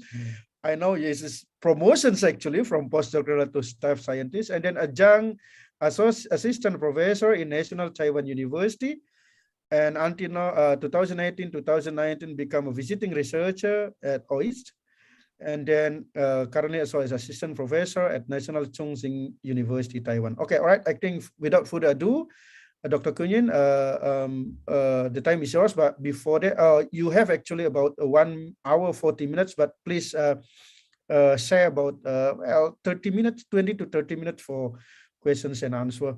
So Okay. for the participant, I just would like to recall the regulations briefly. Please turn on your camera and then unmute your microphone unless we are in the questions Q&A sessions later. And then also whenever you have a questions during the lecture, please wait until the lecture is done. You can, in the meantime, you can just type your questions on the chat room, or you just let me know if you would like to ask directly to Dr. Kunin. All right, Dr. Kunin, Yep. time is yours, please. Okay, cool. Everyone, let me share my screen first. Let's try to work out this. And then full screen. So can you see my PowerPoint, my first slide? Cool. Okay. Yes, so yes. yeah. Okay. So if any problem, whatever internet problem or any other problem, please stop me immediately, and I will try to fix it. For example, if my voice is lag or something. Yeah. So thank you very much for the introduction. It's pretty surprised I can meet the oysters outside oyster. Yeah, finally. So I'm Kun Yi from the with greeting from Taiwan, and I hope maybe everyone out there is doing well, especially under the very bad pandemic situation. I'm sorry, tired of the pandemic actually. Yeah, it's very annoying. Whatever, and we have to work out. Yeah, so try our best to work out. And so this afternoon, I would like to talk about a topic regarding data science. That is the biological data processing and analysis. So about 1 hour, then I can talk about maybe data mining and the big data for half, and another half is for the clustering and AI. It's about the application. So hopefully I can briefly talk about these matters regarding data science. And so don't worry, I will not talk about something like statistics that's is make the people sleepy. And also I'm not an expert in the statistics. It's different. So if you have any question, or if I have any problem, please, you can stop me and ask, no problem. Yeah. So let's have a look. Why should we concern the biological data processing or analysis? Think about this. Nowadays we have so many different powerful machines in lab. Or we have developed many different experimental design in order to produce. Actually, is to produce more data, and with big variety of our data type. So we have very different data set. We have big data set, and we need a single result. At the end, we like to see a single or simple result at the end in order to make a conclusion for your research. So what should we do? So much data set, big data, and also the data set is very diverse. And so we need to sometimes we need to do, not sometimes actually, it's often we need to do data processing in order to make data clear, which would be suitable for our following analysis, whatever statistics or any other summary. And then after we process our data set, usually we call this as data shaking. Like you shake your data set, shake it, and you see what's a brief overview for your data set. And then we can do data analysis. Then we can gradually get to the result that we like to see. And why should we do the data processing and then data analysis? Of course, we would like to discover something from a math of your data set. We discover something, or go further. We would like to explore the correlation between some factors. It's not usually, it's not just one verse one. It's very often it's many verse many. And so if you cannot really understand what's the difference between discover and explorer. This is not English course, of course, and so you can imagine that the old guy was Columbus. Yes, Columbus, who discovered the America. Yeah, who discovered the America, and actually he never explored the big land of America. He discovered it, and then he landed a little island outside North America, actually. And then immediately, very soon, he back to Europe in order to claim the prize from the Spanish royal family. He never explored America. So that's the major difference. So maybe 200 years ago, in terms of in the academic field, people discover something, new element, new species, new phenomena, new phenotype. And nowadays, we researchers tend to explore these things discovered previously and to try to find out the correlation between these matters. So the whole process, from the beginning, we generate more and more experimental observation results, and we carry out the data processing, and then we have to use some software such as SAS, MATLAB, SPSS, or R to analyze our data set, and then we discover something, and then we can discuss something by exploring the result. Then you can write up your thesis or the papers, then you can publish it. So that is about the overall roadmap of data science application. Data science application. Yeah, so that is the biological data processing and analysis is for the purpose of discovering something and to exploring something. Okay, so that is about the overall picture.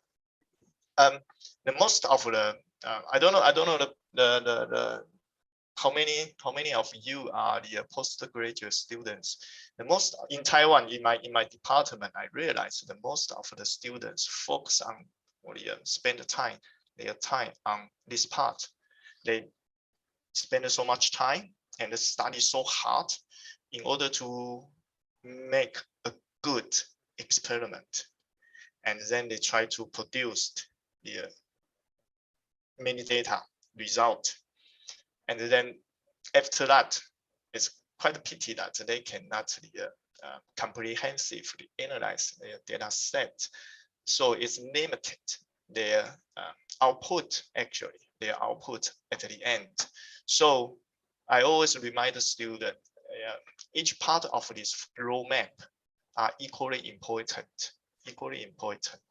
Okay, so then let's talk about the first part of this lecture. It's data mining and the big data. Is somehow in this, I will say, in Taiwan, it's about 7-8 years. Somehow it's become the very well known, very popular. Yeah, I remember during my PhD study. So my first time, because I was from animal science, and when I started my PhD project, it's quite different from my previous study. So about my second year PhD, so 2006, the first time I touched the so-called data science, machine learning, artificial intelligence, in order to deal with the data sets I generate. That is a big number of molecular bioactivity data set. So that is about my beginning of the data science. So data science basically is many different technologies combined together. So data mining, the big data. So I hope I can make some brief introduction for you this afternoon. So data science. When about data science, I would like to talk about what is science, because I used to be asked, yes, when I was in the OIST, yeah, I was asked the you have Kun-san, the Japanese style Kun-san, you have been here as a researcher for many years, and you are doing science. Then could you please elaborate what is science? And even during my interview, they ask a question like this to me. So I realized it's not so easy to answer such a question. So I prepare a slide, and I hope this can help you for your future. Yeah, because one day you might be asked during some important interview, you have to explain what is science. So anyway, this is my answer. And you can develop your own answer. Yeah, you don't need to really follow me. So science, let's talk about science. What is science? Long ago, science is basically empirical science. It's everything based on experience. It's experience. Everything is based on experience. So for example, some herb, some grass, some plant might be a poison, might have the very strong toxicity. How do people know this? How do people know this? They test it, actually. They eat it, they cook it, they drink it. And then if they are fine, then they realize, okay, this we can call that is a vegetable. And if something went bad, then they call this is poison. They call this what's the toxicity things. So everything is based on the experience. Yeah.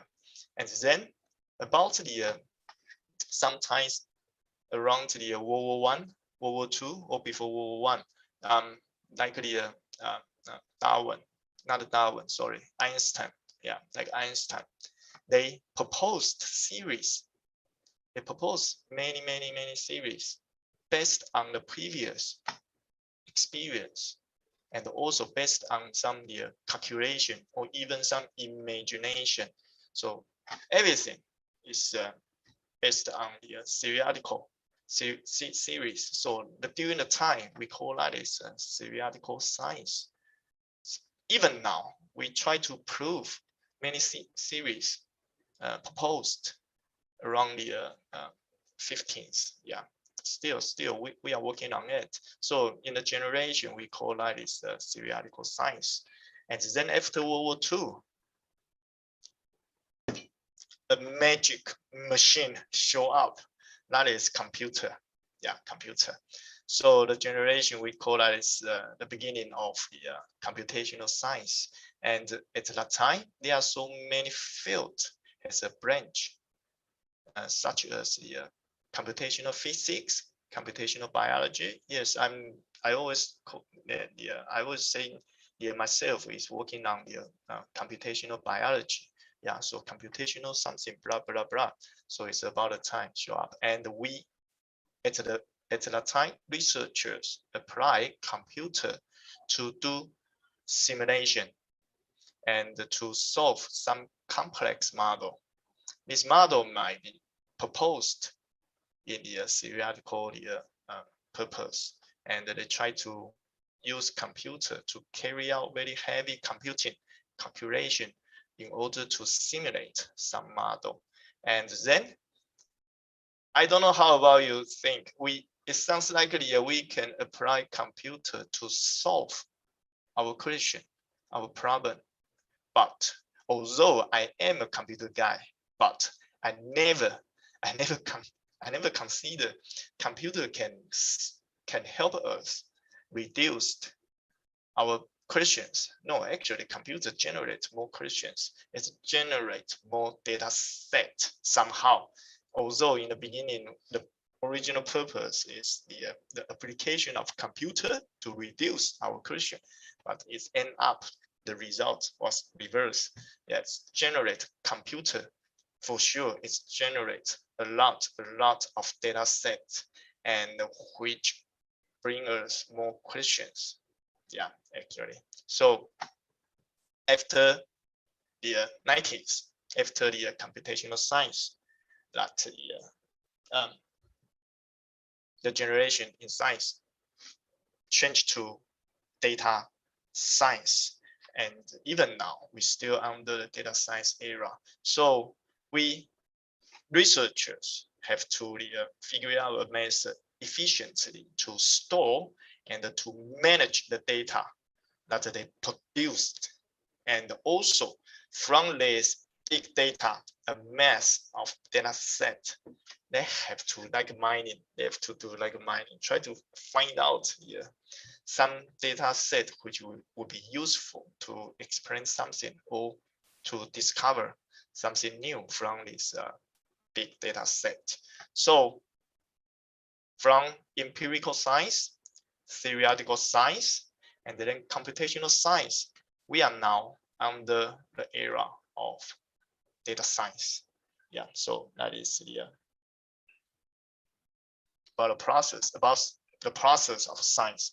So sometimes, someday, if you are in an interview, someone asks you a question like, can you explain what is science? What is science? What is time? Then you need to give a story, and you can explain. Yeah, you can talk about the history of science, the process of science, whatever. And so the data science, then we can go further for the details of the data science. I mean the process. So it's about the 60s. It's a competition between the US and Russia. They would like to launch the rocket and send human to moon. And so in US, they try to it's a program called Apollo program. And so they cooperate with a big computer calculator company, IBM, and from the calculation of a massive calculation, so they generate a big number of data sets.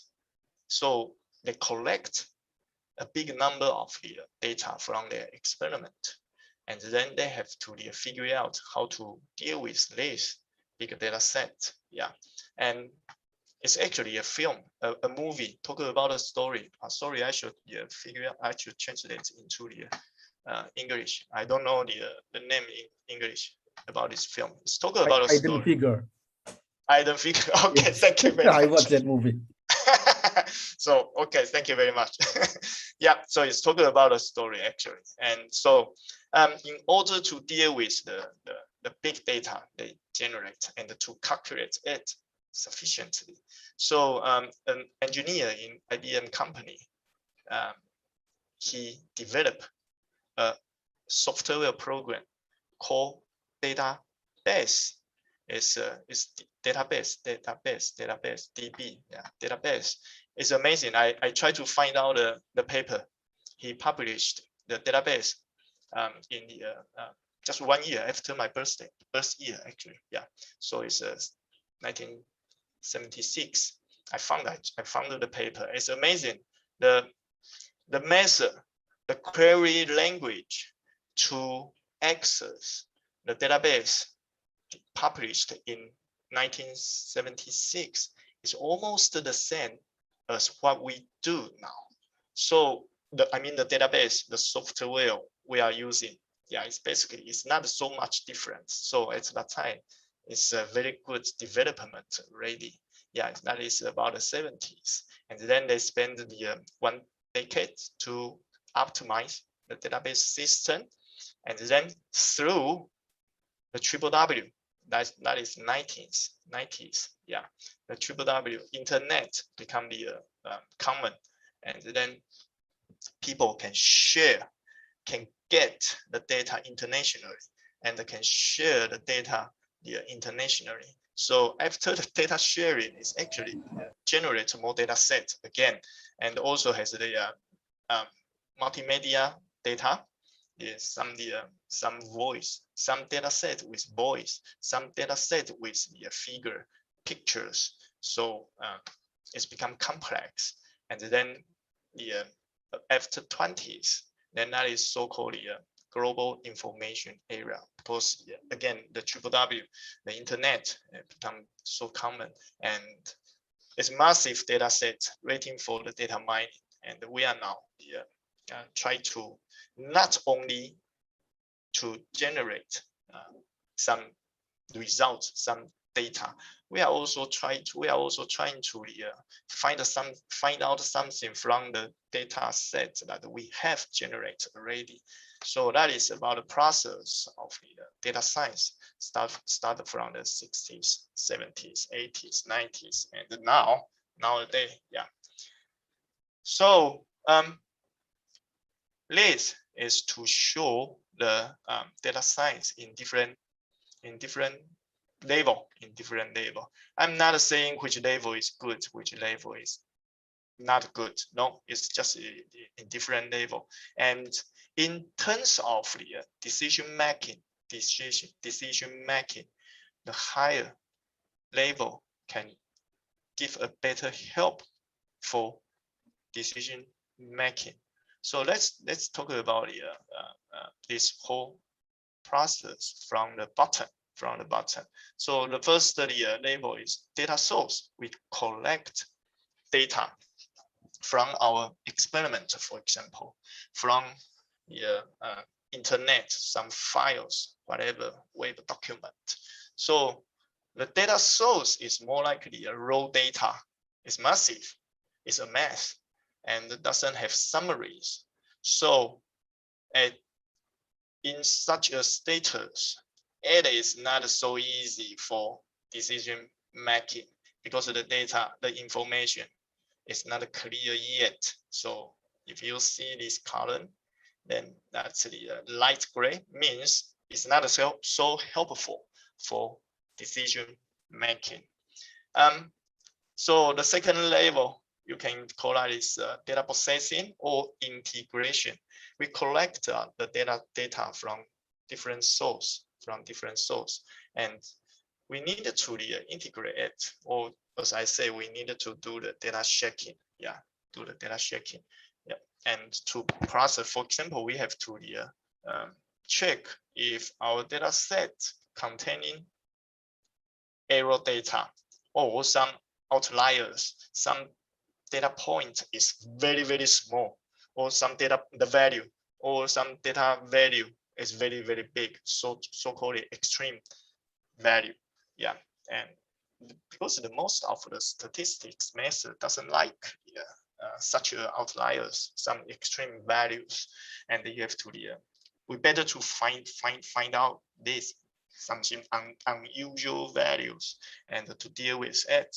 So after you process your data set, after you complete your integration, sometimes we collaborate with different unit, different lab, or different we have many different collaborators. So we collect the result from our collaborators, and we need to integrate these results all together for next step. And this actually take time. I call this is dirty work because it's quite boring, and it's very, very important. You have to complete the data processing integration very, very carefully. Otherwise, you generate the incorrect data set for your next step, that is to analysis. In data science, speaking is garbage in, then garbage out. If you dump incorrect data set into your data analysis, you can still get result, some output, but the output would be garbage. Yeah, so the data quality is very, very, very important. And if you would like to have good quality data set for your following analysis, then you better to carry out your data processing and integration carefully. And it's definitely worth to spend the time on this level. And so after we complete this level, we can do data exploration. That is some statistic summaries. For example, you can check the average, the data range, or some statistical report, some query. Yeah, we can process it. And then if still we like to go further, for example, if we like to apply our data set to predict something, then we can proceed so-called data mining, data modeling. Yeah, that is to discover something, to predict something useful, some useful information. That is so-called data mining. And then after we complete the dirty work, we process the data analysis. Then we can present, finally, we can present our data set, our analysis result. Is very, very important. Good data presentation can be very, very helpful for decision making.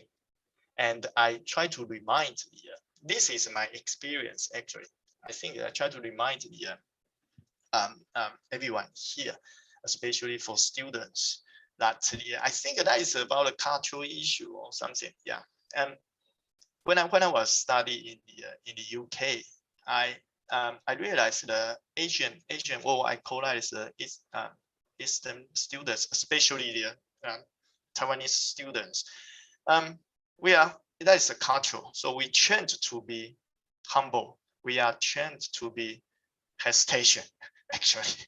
So we spend so much effort, so much time on doing the dirty work, data processing, integration, statistic analysis, and even data mining, but we did not do good for the data presentation. Especially, for example, when we discuss our result with supervisors, if we have complete 80%, but somehow most of the Taiwanese students presents only 70% or even lower 60% of the effort, because we don't really emphasize this process, data presentation. And data presentation is very, very important, because the next step is decision making already. So it's finished. So if you have spent so much time on the previous work, then why not spend another few hours to prepare your presentation better, to draw the graph, or to organize your tables better to your boss or to your supervisor, because a good data presentation can be very helpful for the decision making. That is why data presentation is at the end level. Yeah, so this is availability for decision making in terms of the data science in different level. And if we looking at the right-hand side, your right-hand side, that is about a different rule in different level. I am not saying which level is better. Again, I'm not saying which level is better. It's just the different level and different researcher, different engineer, doing their job. For example, under the button, underneath, that is the database administration. Database administration in a company is a key man. Is a key man of the company, because nowadays everything is digitalized. All of the information stored in database, including personal information, the secret of the company, the salary, for example, and the CEO of the company might not have the full privilege to access the database, but the database administrator definitely has the 100% privilege to access the database. So although database administrator is working under the shadow, but it's very, very important and always got a very good pay actually. And in the middle level is another list, the data analyst. That is to analyze the majority of the work, the majority of their mission task is to analyze this data set, and the end is the end user, maybe your collaborator, maybe your supervisor, maybe your boss, then that is the end user. So I would like to use this slide to briefly talk about the overview of the data science process from the bottom to the end. So data mining, data science, whatever, is actually an integration of different fields all working together. Someone is very good at the statistics, and someone, especially if the project involved big data, then you need the database technology. And someone is good at doing machine learning. I hope we have time today to talk about a little regarding machine learning.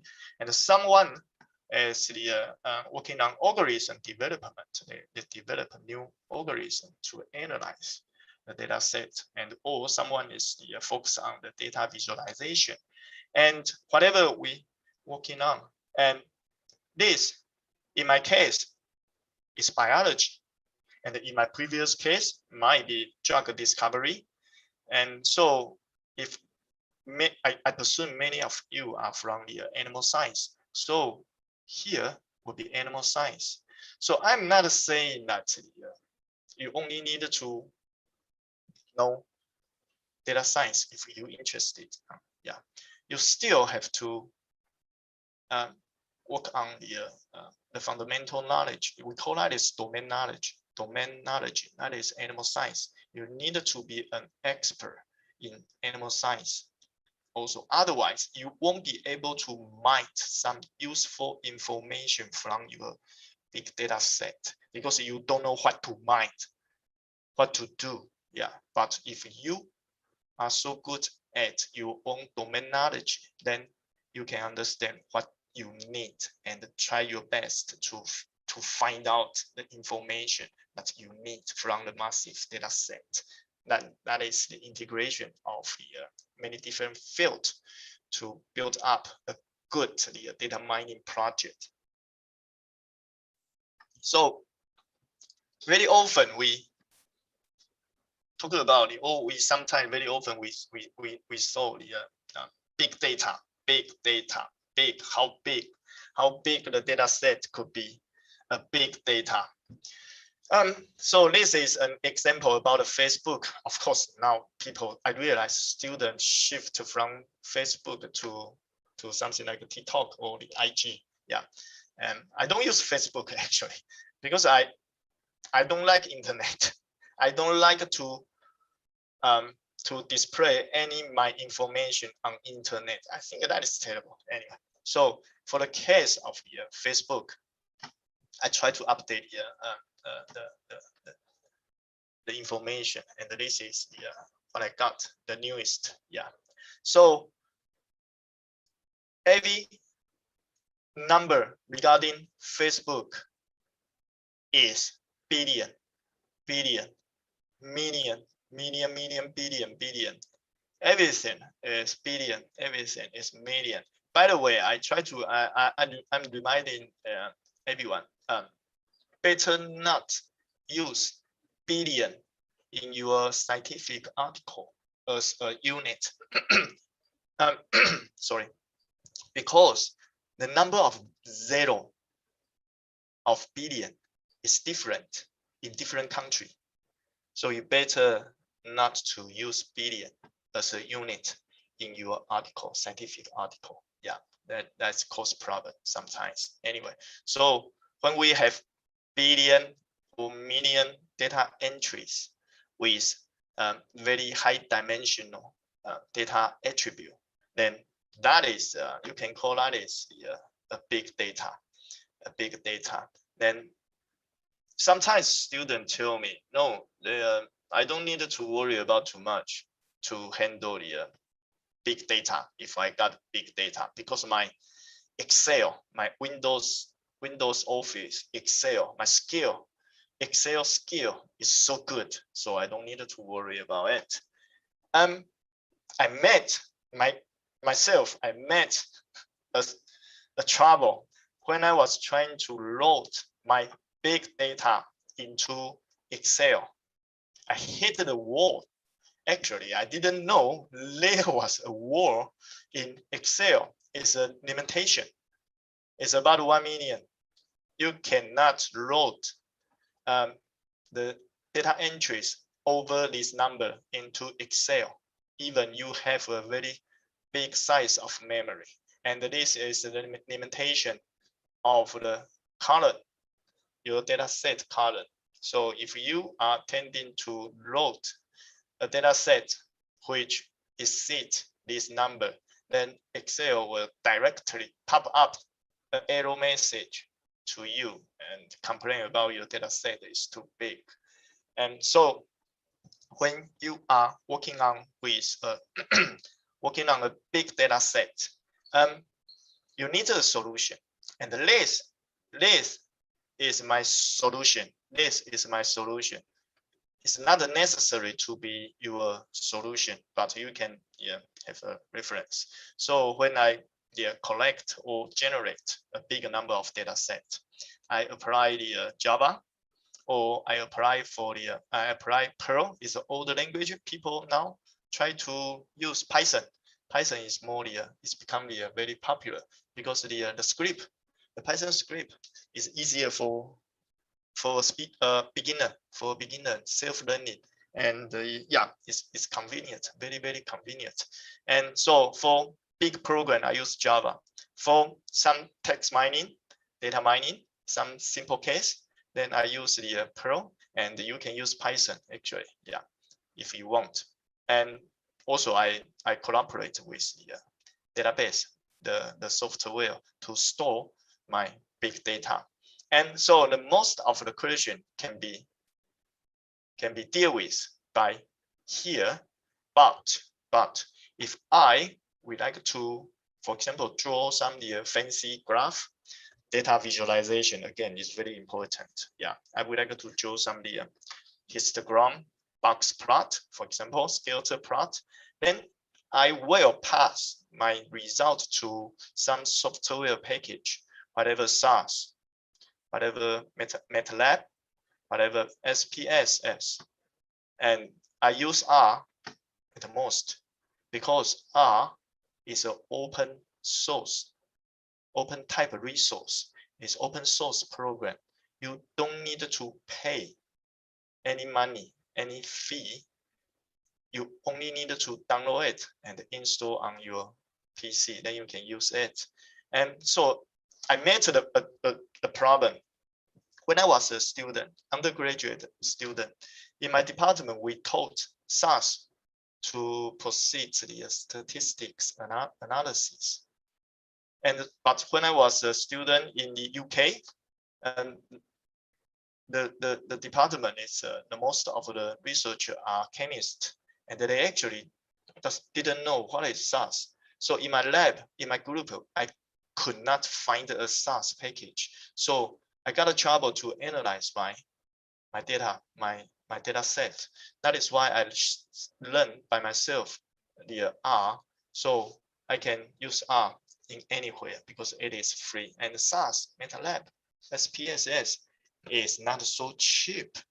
I remember when I was in the UK, for one single user, just one single user, the license is about 700 pounds per year. You cannot buy it. You can only rent it. You can only buy a newer license, rent it annually. Every year you have to pay money to the company. So my solution is, okay, then I try to use R. And R is popular also nowadays. So this is my solution. And if you're interested, you can give it a try. And you don't need to study stick on Perl. Perl is old school like me. And nowadays students, young people, young students, young researchers prefer to use Python. Python now has many machine learning package support, yeah, in Python. So I recommend Python. Yeah, compare with Perl. Yeah, it's more popular now. So any question? Okay, cool. Again, if you have any question, you are welcome to stop me. Yeah, we can have a discussion. Yeah, or later.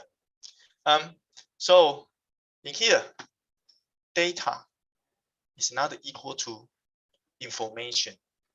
In data science, data, when we are saying data, we are using the vocabulary. Data usually refer to a raw database or a raw data set or some raw files, some original files. For example, some image data set. You didn't do any data processing before. Data is just a raw data set. And information usually refer to some useful summaries. Some some data that we have proceed and extract some information from the raw data set. And then after data processing analysis, we can gain knowledge. And this knowledge can help us to make some interpretation or conclusion. We can make some conclusion based on the knowledge we gain from the information. And this information is from our data set. So we are now drawing in data rather than we need data. No, we have enough data. Usually we have enough so much data, and we're starving for knowledge. That is, we need some information, useful information from our data set. So data is not necessarily equal to information. That is the concept in data science. Okay, and we talk about data. There are some different types in data set.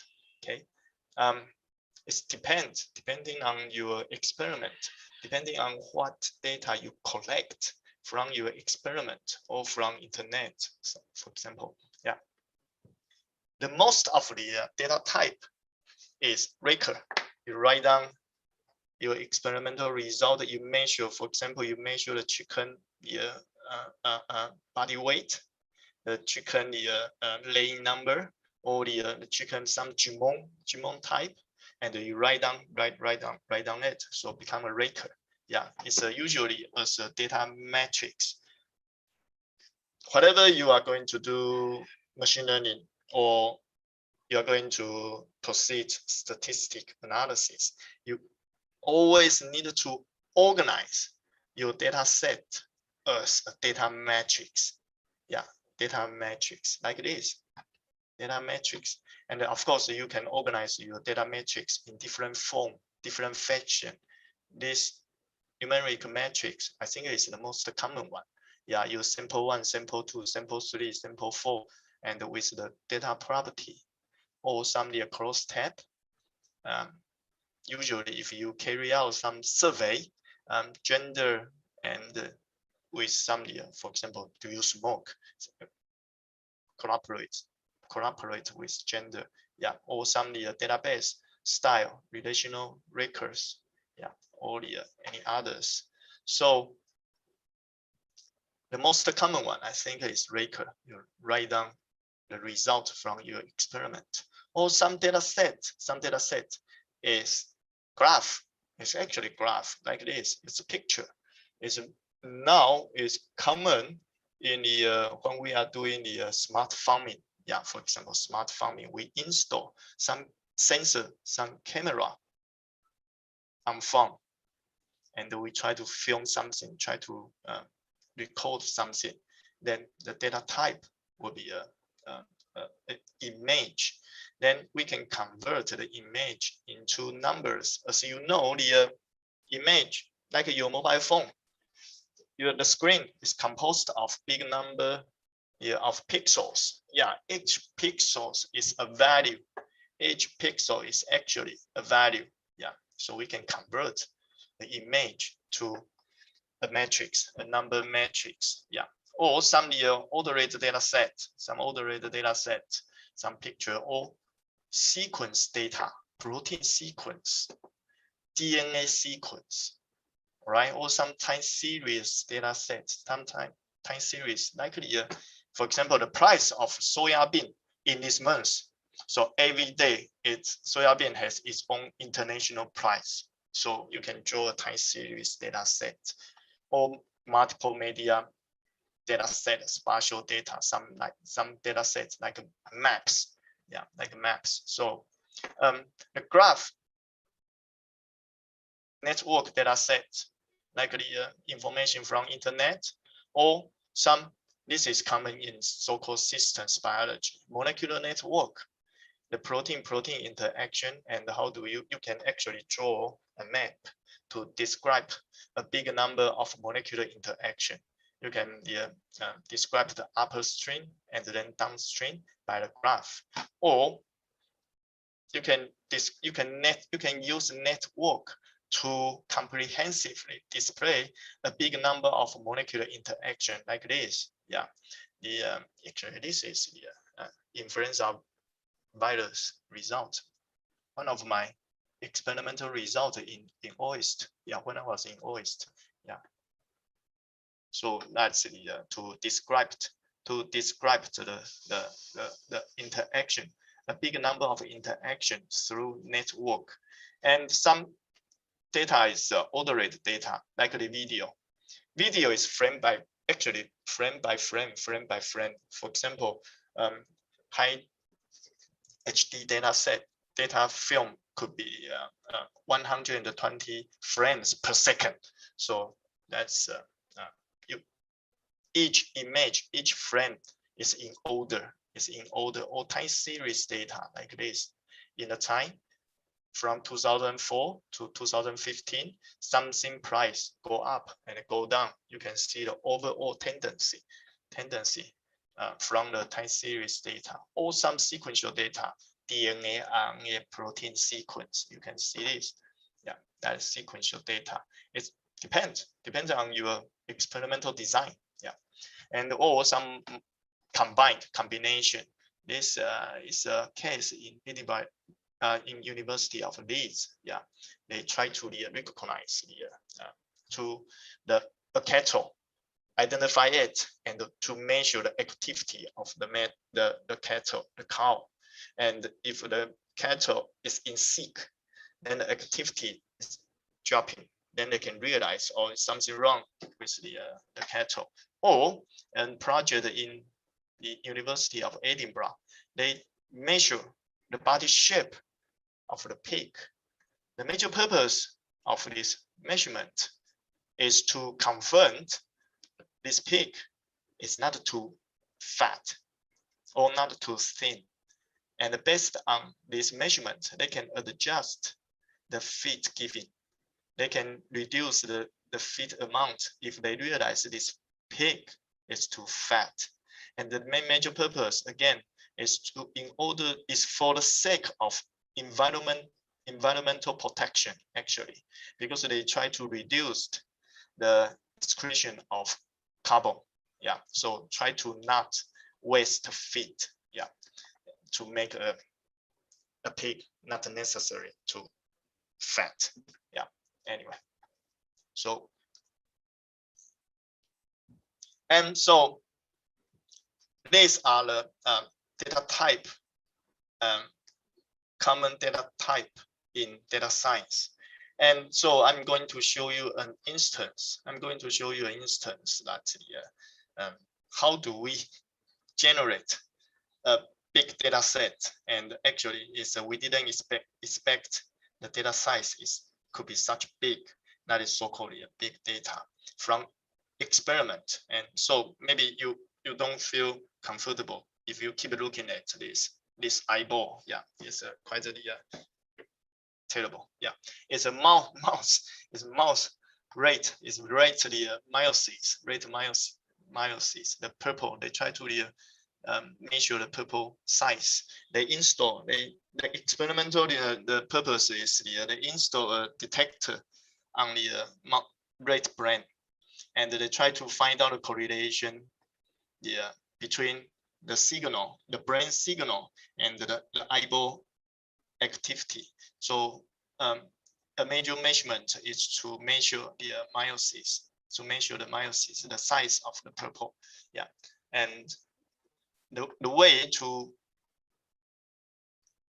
proceed to run the image data processing, because my major task is to get the eyeball purple, the pupil. So I have to proceed so-called data, the image data segmentation. That is to convert the white color to be very white, and convert the dark color become very, very, very dark. So at the end, I will only get the eyeball to be white, and anything else will be black, pixel. And this is the result. So it's a second. The X is second, and the Y is the radius of the eyeball. And we can see the tiny red ball is moving, is shifting, is moving around, following the time when the time is going. And just 133 seconds. It's about 2 minutes. 2 minutes. It's about 2 minutes. We can get 4,000 images. We can get 4,000 images. So it is not possible to find someone sitting there, use a ruler to measure the eyeball for each image, because the film was taken for hours usually. So that is not possible.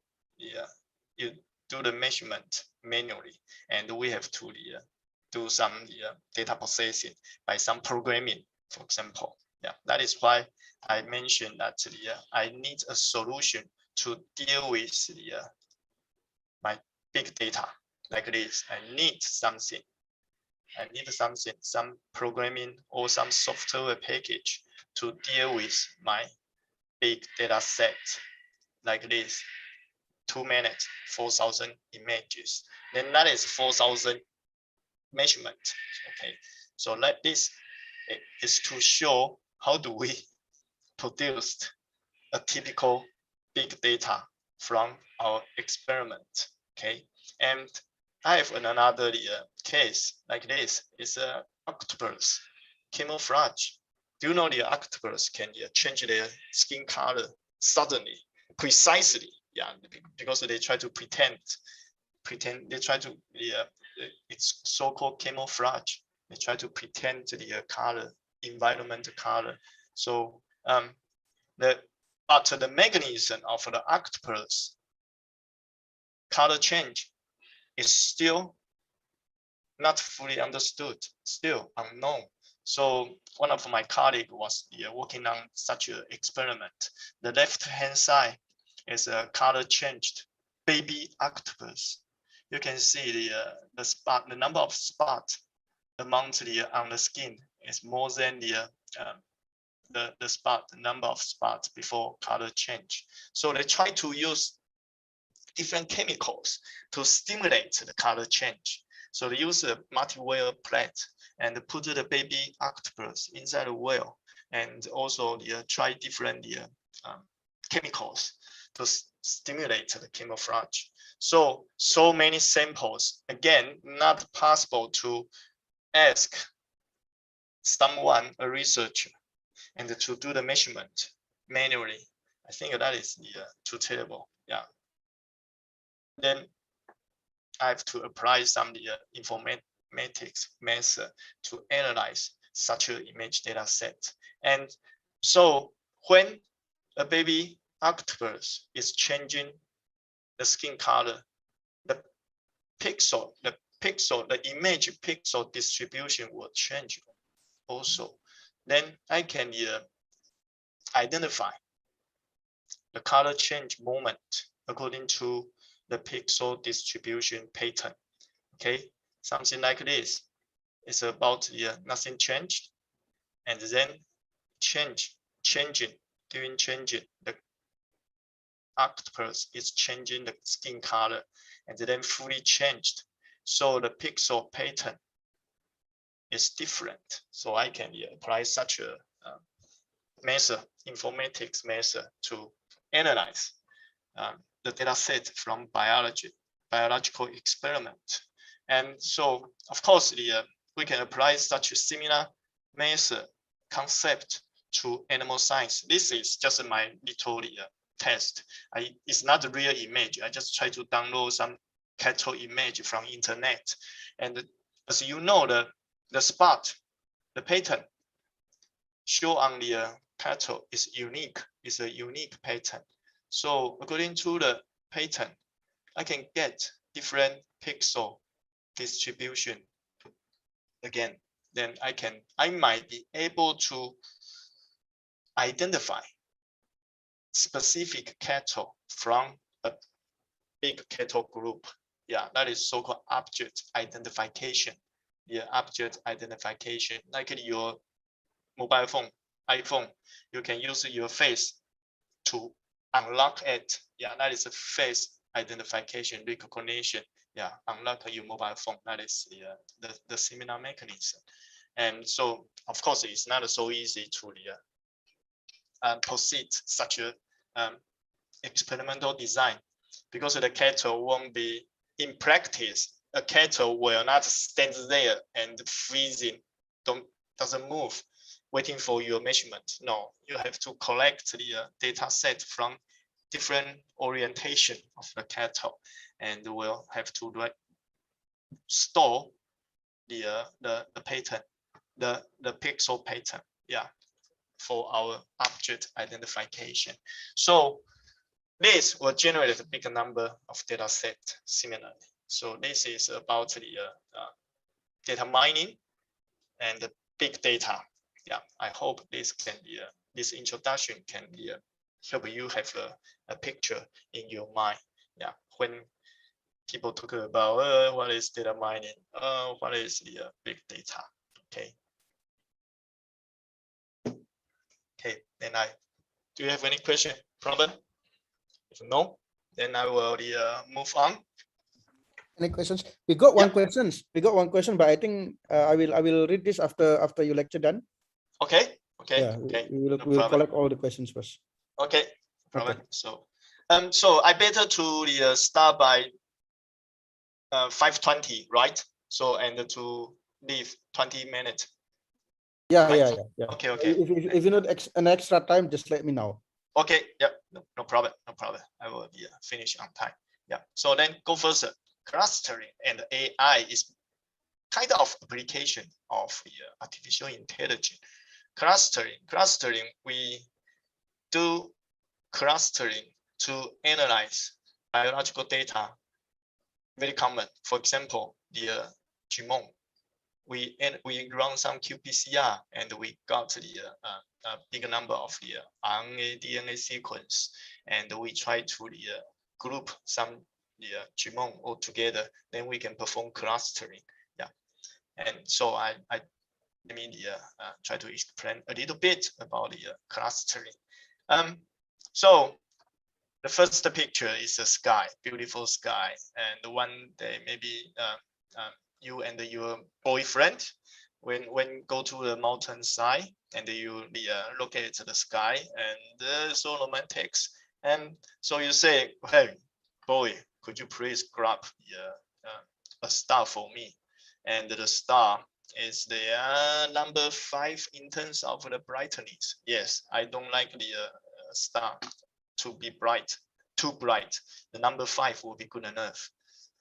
Okay, so there are so many stars in your eye, and then how do you cannot count? How do you count the number 5 in terms of the brightness?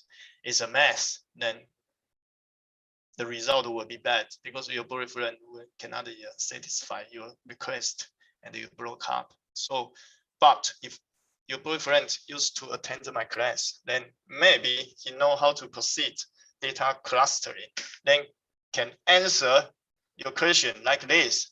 Give me 10 minutes, I will do clustering, and then I will give you the number 5. 1, 2, 3, 4, 5. Okay, this one is yours, take it. Then you can get married. Yeah, anyway. So this is a example, funny example. Why do we need proceed data clustering? Yeah, why do we need proceed data clustering for our observation? Okay, because human brain is naturally, it's not a problem. No, it's naturally. A normal human brain is not good at the analyze a data set which is big number or which is a mess, nothing in order. But if we can organize it in order, then that will be much easier for us to carry out the observation. Okay. And this is another case. By the way, this is a case for Scotland Wolf when I was in the OIST, another Scotland Wolf, not Wolf, Scotland Wolf. Yeah, the other one, cryo-EM case. Yeah. So from the protein image, I have to identify the protein particles and then organize it according to the clustering result. And I can build the protein structure in 3D from 2D. That is the purpose actually. I didn't complete this project because I back to Taiwan. My boss wasn't so happy for it. Yeah. Anyway, so apart from clustering, I should say apart from grouping, clustering also as another idea is so-called data serialization from a mass object, and then we reorganize it, put something in order. Yeah, it's much easier for observation. This is a funny case. I think this is she is the German leader, Merkel. Yeah, Merkel, Madam Merkel, and some journalist. I think it's too boring. Just to record it in different season, different year, in different location. The Madam, yeah, the leader, German leader, yeah, wear different coat in different color, and the journalist try to reorganize it. Then yeah, I don't know. I think it's just for fun. Yeah. Anyway, so clustering. There are so many different methods to perform clustering, and I think maybe I can try to introduce something and introduce some method, common method. Maybe students in the future, when they are reading some papers, they can understand the method. Yeah, because it's common. So look at this. We have a number of objects, and we would like to organize it in different group. And when you first look, have a brief look at this object, how will you do? How will you do? I think this is reasonable, right? We can organize the animals in terms of the species. So pigs, sheep, chicken, cattle, human. And so I think this is also reasonable, right? Female, male. Yeah. So, and how about this? Senior, junior. So clustering is actually based on some properties, data properties. Is your own decision. It's based on your own decision. You would like to group different animal in different pattern based on some properties. Okay. And to perform a clustering, ideally, you would like to organize similar objects together, minimize the distance of similar objects, and you will try to maximize the distance among the group All right. So you try to pull out different group in longer distance. And so this is about so-called 2D clustering, X and Y 2D clustering. And very often when we are reading papers, we can see this like a tree, hierarchical cluster, like a tree. Yeah, like a tree. And you organize similar object together. And so, for example, if I have the 1, 2, 3, 4, 5, I think it's 13 different animals, and each animal has 16 properties. Is size, is small, medium, big, or has some structure. It's 2 legs, 4 legs, hair, blah blah blah, and it's personality, like to hunt, run, fly, swim, for example. And based on these properties, we can group this animal into X and Y, and it's actually similar animal will be grouped together, like these hunters, like this bird, and like these peaceful animals, for example. Okay, so this is fundamentally a clustering result. And so let me try to introduce the, sorry, I should not here. A method is called SOM, self-organizing map. So before I explain it, let's have a look a film first to make you a good sense. And usually my PowerPoint will crash when I am working on this. So let's have a look. Please have a look the picture, and you can see the change, the color change, a massive color randomly display from the beginning, and then it can be organized in different color, very well organization at the end. So we can locate our sample according to the organizing result, the so-called clustering result. For example, 1 and 2, sample 1 and 2 can be here, supposed to be here.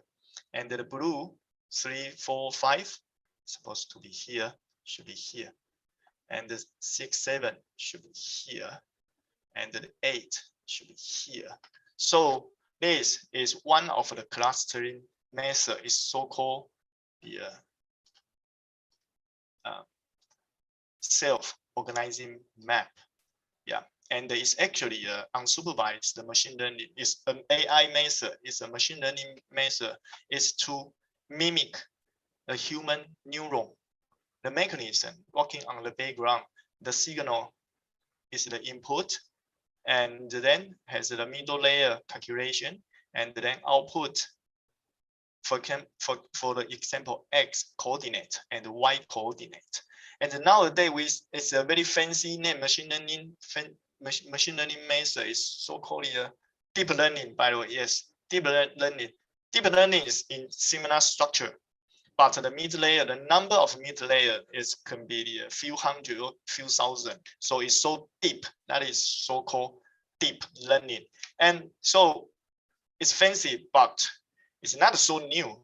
I found the paper, 1943. 1943 is about the end of World War II. So the most of the human are fighting together. A small number of scientists are working together to figure out something is very special. Neural network, the earliest paper, the original prototype of deep learning. Yeah. So that is the SOM. It can organize the data set together, yeah, like this. And you can see in different process, when it doing its calculation, the color will be organized gradually. gradually in different group at the end. It's the end is about the refinement. If you look at the right hand side button, yeah, from a mass and then gradually, yeah, become the yellow. So that is the process of the SOM, one of the popular clustering method. And please keep it in mind, whatever SOM or any other machine learning method, deep learning, for example, decision tree, random forest, such kind of machine learning method, such kind of AI the technology, parameter setting is a challenge, because such a method include quite many parameter setting involved inside its calculation. And as a user, you need to try out different parameter combination, because different parameter give you different results. And for your data set, you might need to carry out many different rounds and to find out what is the best parameter setting for your case.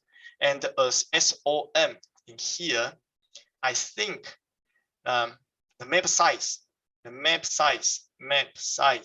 is a key, because it's actually a trade-off. It's a balance between accuracy and the speed. Quite the we call that is computationally expensive. Machine learning, some algorithm is a power eater. It needs a very powerful server workstation CPU to support it.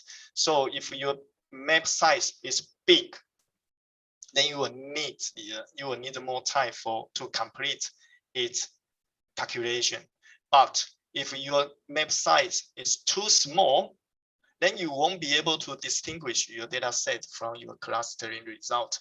Your data points still close to each other, and it's not so easy to identify the group. So map size is a important parameter. And also the map shape. After the decade, people realize by working on the SOM, symmetrical map is not as good as the asymmetrical map. I mean, the right-hand side will give you a better result. That is according to the experiment test. Okay, so this is about the SOM. And sorry because of the time, I cannot introduce too many examples. But whatever, we spend so much time on processing our data set and to analyze it and working on our experiment, is to solve the question, the problem we are facing it. For example, the extreme climate, and we have to save the energy and to reduce the waste. And we also need to focus on the so-called food safety, because the animal in farm is actually the dish on table eventually. So, and also we need to concern animal welfare.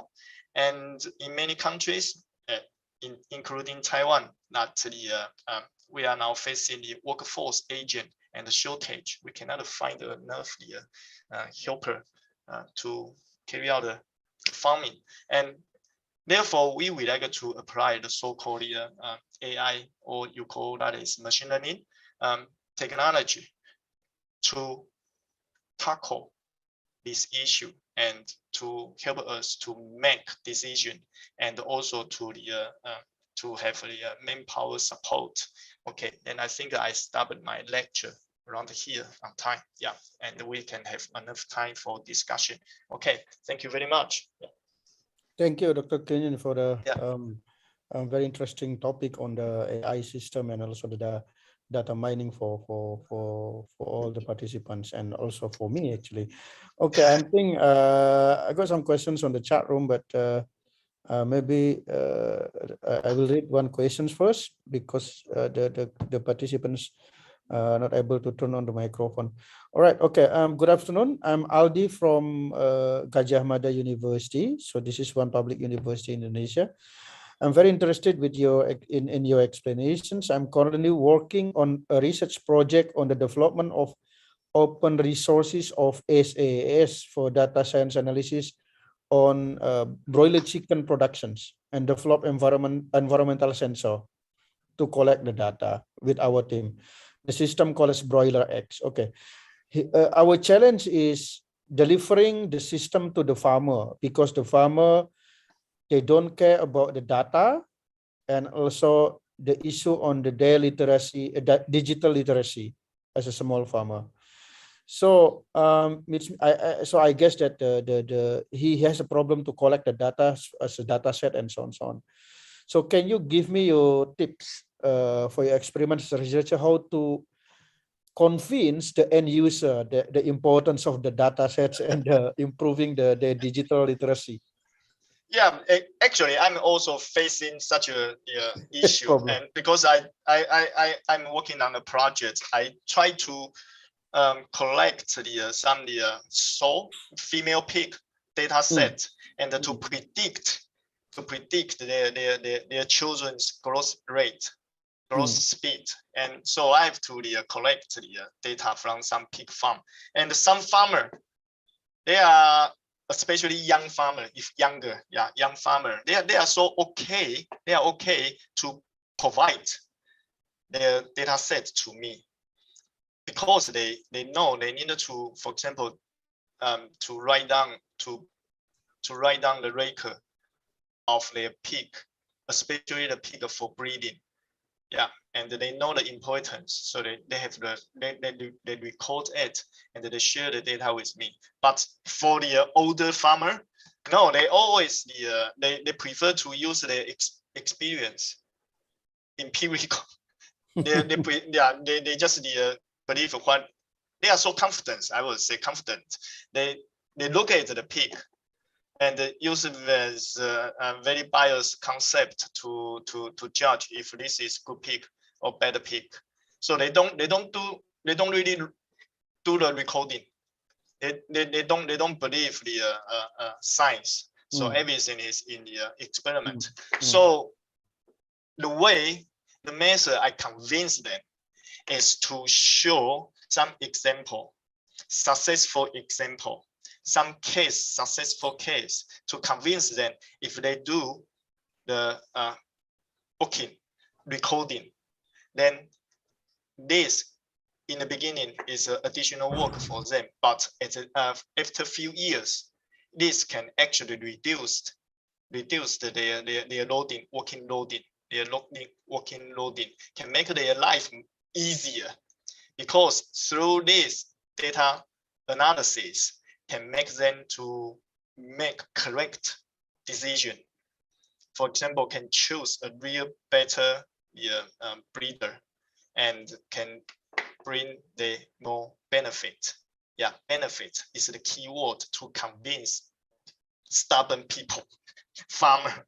Yeah, you have to convince them by benefit, what good things they can have if they do this or not. Yeah, so that is my main. Of course, it's not so easy. Not so easy. You have to spend so much time to eating dinner with them. Yes, that is true. Need more talk and need more visiting, need more greeting, and gradually they will believe you. They will believe. Otherwise, in the beginning, they will just say no.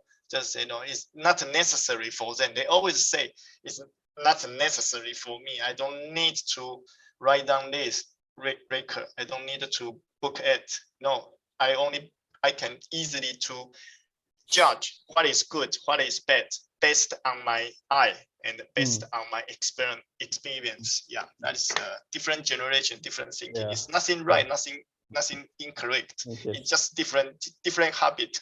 Yeah. Okay, we go to the next questions. It's very interesting questions for me. Okay, can you advise me if I would like to go for doing the research on data mining for agriculture. What level of computational skill we need to have? Is it do we need to have it until programmer level, or we just need to understand the software that need to be used for the data mining analysis? I think the if I can share my screen again, we back to the back to this slide. Yeah, I think this one is related. Programming is difficult for a beginner. I totally agree. Just like because programming is actually a language. It's a language, and someone is good, someone is not good.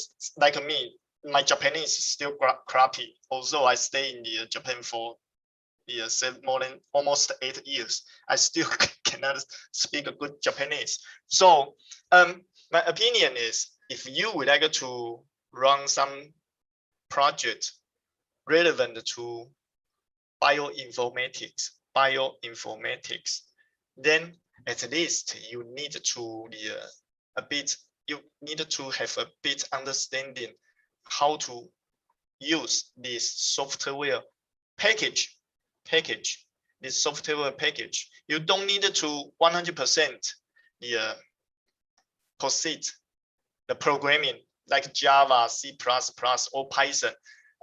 But through this software package, you can working on some data set by command, because this software package is they try to serve biologists who are not familiar with informatics.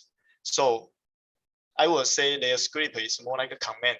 You give her some command and it will run some data analysis for you. Yeah, this package. That is why when I back to Taiwan, I give a lecture. I teach R to students, not only the SAS. Our other professor, he teach SAS, but I teach R because R can be used in everywhere, any place. And by the R, I think the researchers can have a simple or the fundamental data analysis, can carry out some simple fundamental data analysis process, even some machine learning.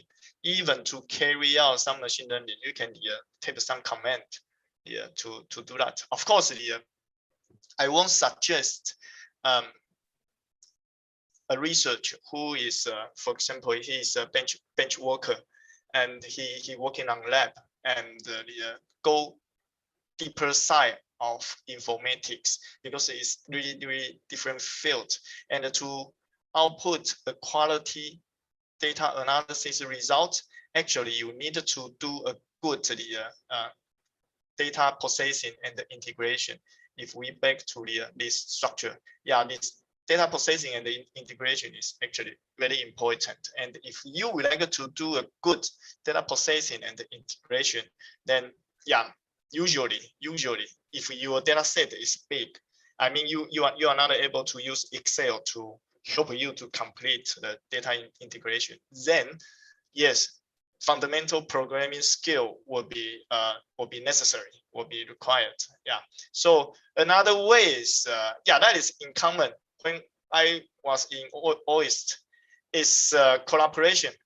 It's collaboration with some computer guy. So I collaborate with different units actually.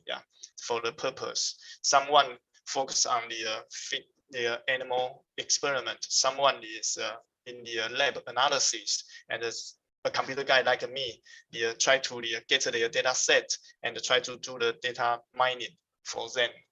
This is a solution. Otherwise, software package will be a solution. This software package will be a solution if you would like to do the data analysis by yourself. Okay. Wonderful. I think right. Man, the basic skills on the programming will be very good to support the work. Huh? All right. Okay. I have 2 more questions here, but before that, I would like to open for the other students who would like to ask directly. Maybe you can unmute your microphone. Okay. Okay. Aldi, you have any more questions or comments?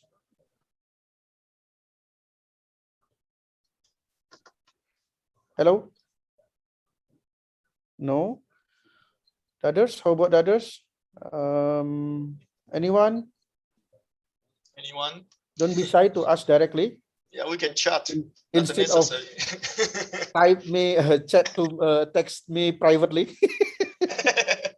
All right. Okay. While waiting, I will read the questions that convey to me privately. All right. Okay. So, how do you judge the quality of data set? I think this is a good question. Yeah, that Let's is, say because it can be like garbage in, garbage out, right? yeah. As data miner, how do you judge the data set is good enough in terms of quality? That is yeah, it's a really good question. The good quality data set, at least for example, you should have already confirmed the value unit has been unified. It's not presuming you collect data from two different groups. One is British style, the other one is the US style. So they described some body weight in different unit. And so if good data quality, then you should have the unified unit. That is one. Yeah. So normalization, for example, standardization. The data, if the data set has been the normalized well, standardized well, and also is another quality control is missing value. Missing value is very annoying, but it's common from especially animal experiment. Animal, whatever rate, mouse or chicken, suddenly dead, die, and you miss the value.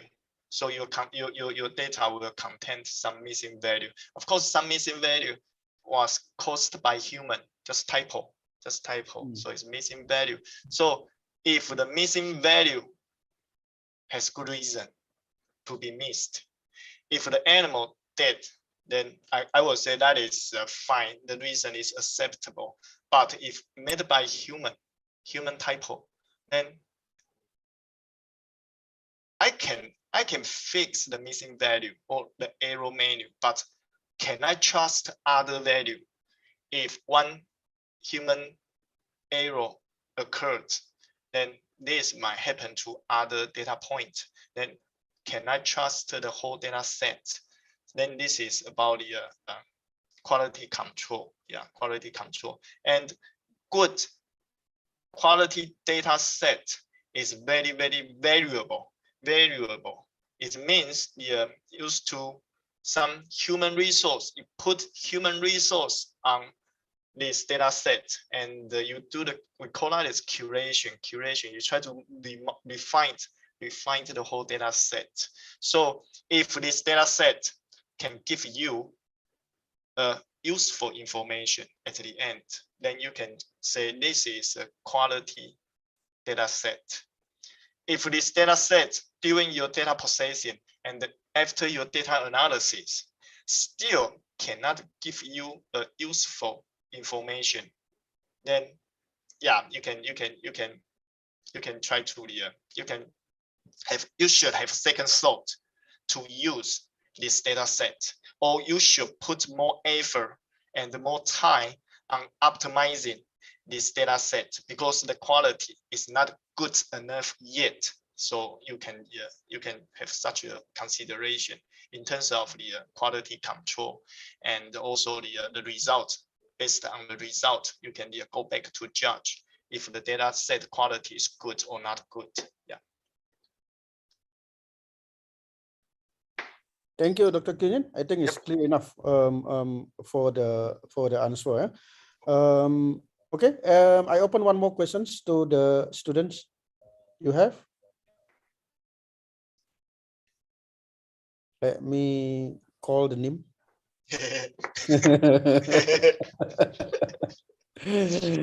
Okay, Lydia, do you have anything to ask? So far so good, sir. Ridwan? Yes, sir. You have anything to ask? I wanna ask some question. Okay, go ahead. Maybe what is the common problem you in your research? My common problem in my Yeah, research. in my data common mining problem. research paper. Yeah. Yeah, my common problem in my research is I always need more budget. That's a problem. Yeah, apart from this problem, yes, as I mentioned, computer generates more data. So every time I run, because my lab is so-called dry lab, it's full of the server in the workstation, and we don't have the pipette, something like this. So we run our experiment on a server, for example, and the original purpose is to trim down the probability of the whole hypothesis. And at the end, it's always we got more collision from our original collision, and then we got more collision generate collision. If I can find out the here we go, like this. I'm going to share my screen again, and if I look at this, so yeah, so originally I have a collision, and after my experiment, the collision usually like this. One collision generates 3 collision, and the 3 collision generates 9 collision. It's like this. So generate collision, generate collision. From the collision, I got more collision. So it's likely an exponential rate. And why do we need to apply a method like say AI machine learning? Because it's like this. The method answer the question is in such a fashion. It's answer the question based on likelihood. So we don't answer question from questions, but we try to find out the result, an answer, which is supposed to be the best answer from previous question. So it's likely likelihood. So finally, we have a question. At the end, we have an answer. Rather than in the beginning, we have a question, and at the end, we have more questions, and not really the answer the problem. So the left-hand side is a typical problem, typical issue in data science experiment. We cannot find out a good answer for our original question. So that is an issue, and it's very common. Even now, I suffer from such an issue. And if we can run our experiment successfully, smoothly, then I can get the answer from my original question. This is the result that I would like to see. Also, I can explain why did I get this answer from the original question, because I got some clue correlation in between, and I clearly built up this correlation. So this is a good result. And the left-hand side is the problem. Yeah, it's common problem in my experiment. Yeah, okay, that is my answer. Okay, Thank you. Thank you very much. I think I have one questions only, Dr. Gunjan. If no problem, no problem. Just wondering, do you have any experience whereby your simulations data, let's say, leads to your simulation data is quite different with the experimental data? Is there common cases for the simulations, or is just case by case? It's common. It's definitely common. So it depends on what kind of simulation. For example, for the case of I did the molecular simulation, such as the docking simulation. We try to dock small molecule onto some target protein. That's docking simulation. And so the original purpose to run a docking simulation, molecular simulation, is to predict. Yes, to predict. To predict. And we predict, and we recommend some candidate. And I give this candidate to my colleague. My colleague will try to do the experimental work, and the successful rate is low, very, very low. And this is common in the field of drug discovery. Mm. Yeah, Mm. we call that is false positive. I Mm. say positive, but it's end up as false. Yeah, Mm. it's not really Mm. positive. So in drug discovery field, this is very common that the simulation result is not so similar to the experimental result. And but as long as the method that I use to do my prediction is reasonable, rather than the by bias, by guess, I just guess, or random selection, and I give it a yeah. So we call that is a rational drug design. It's reasonable. It's a drug design with a reasonable method. Then that is acceptable. It's acceptable. Okay. So whatever simulation or the modeling, simulation or modeling or data modeling, for example, it is common to get with so-called the better result. It's common. It's common. We cannot proceed to the prediction very well. It's common. So I'm not saying the this simulation or modeling is not useful. No, it's actually when you are looking at when you have, for the case of the drug discovery, you have millions of the compounds on your hand, and you need a clue, you need a tool, you need a reasonable methodology to reduce your candidate and the number of your candidate. Then you need to do simulation or do the modeling. Yeah, when you have nothing in front of you, you need a reasonable method. So I would say still worth to try. Still worth to try.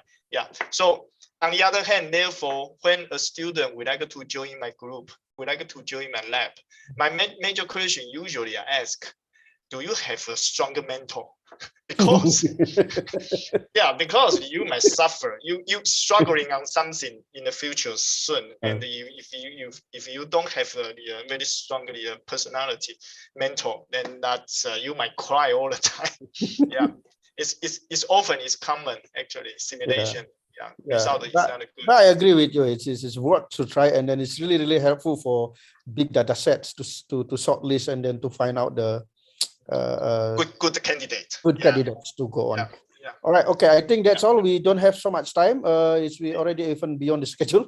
All right. Okay. Thank you very much, Dr. Kunyin. I'm happy to see you here. Really, surprising.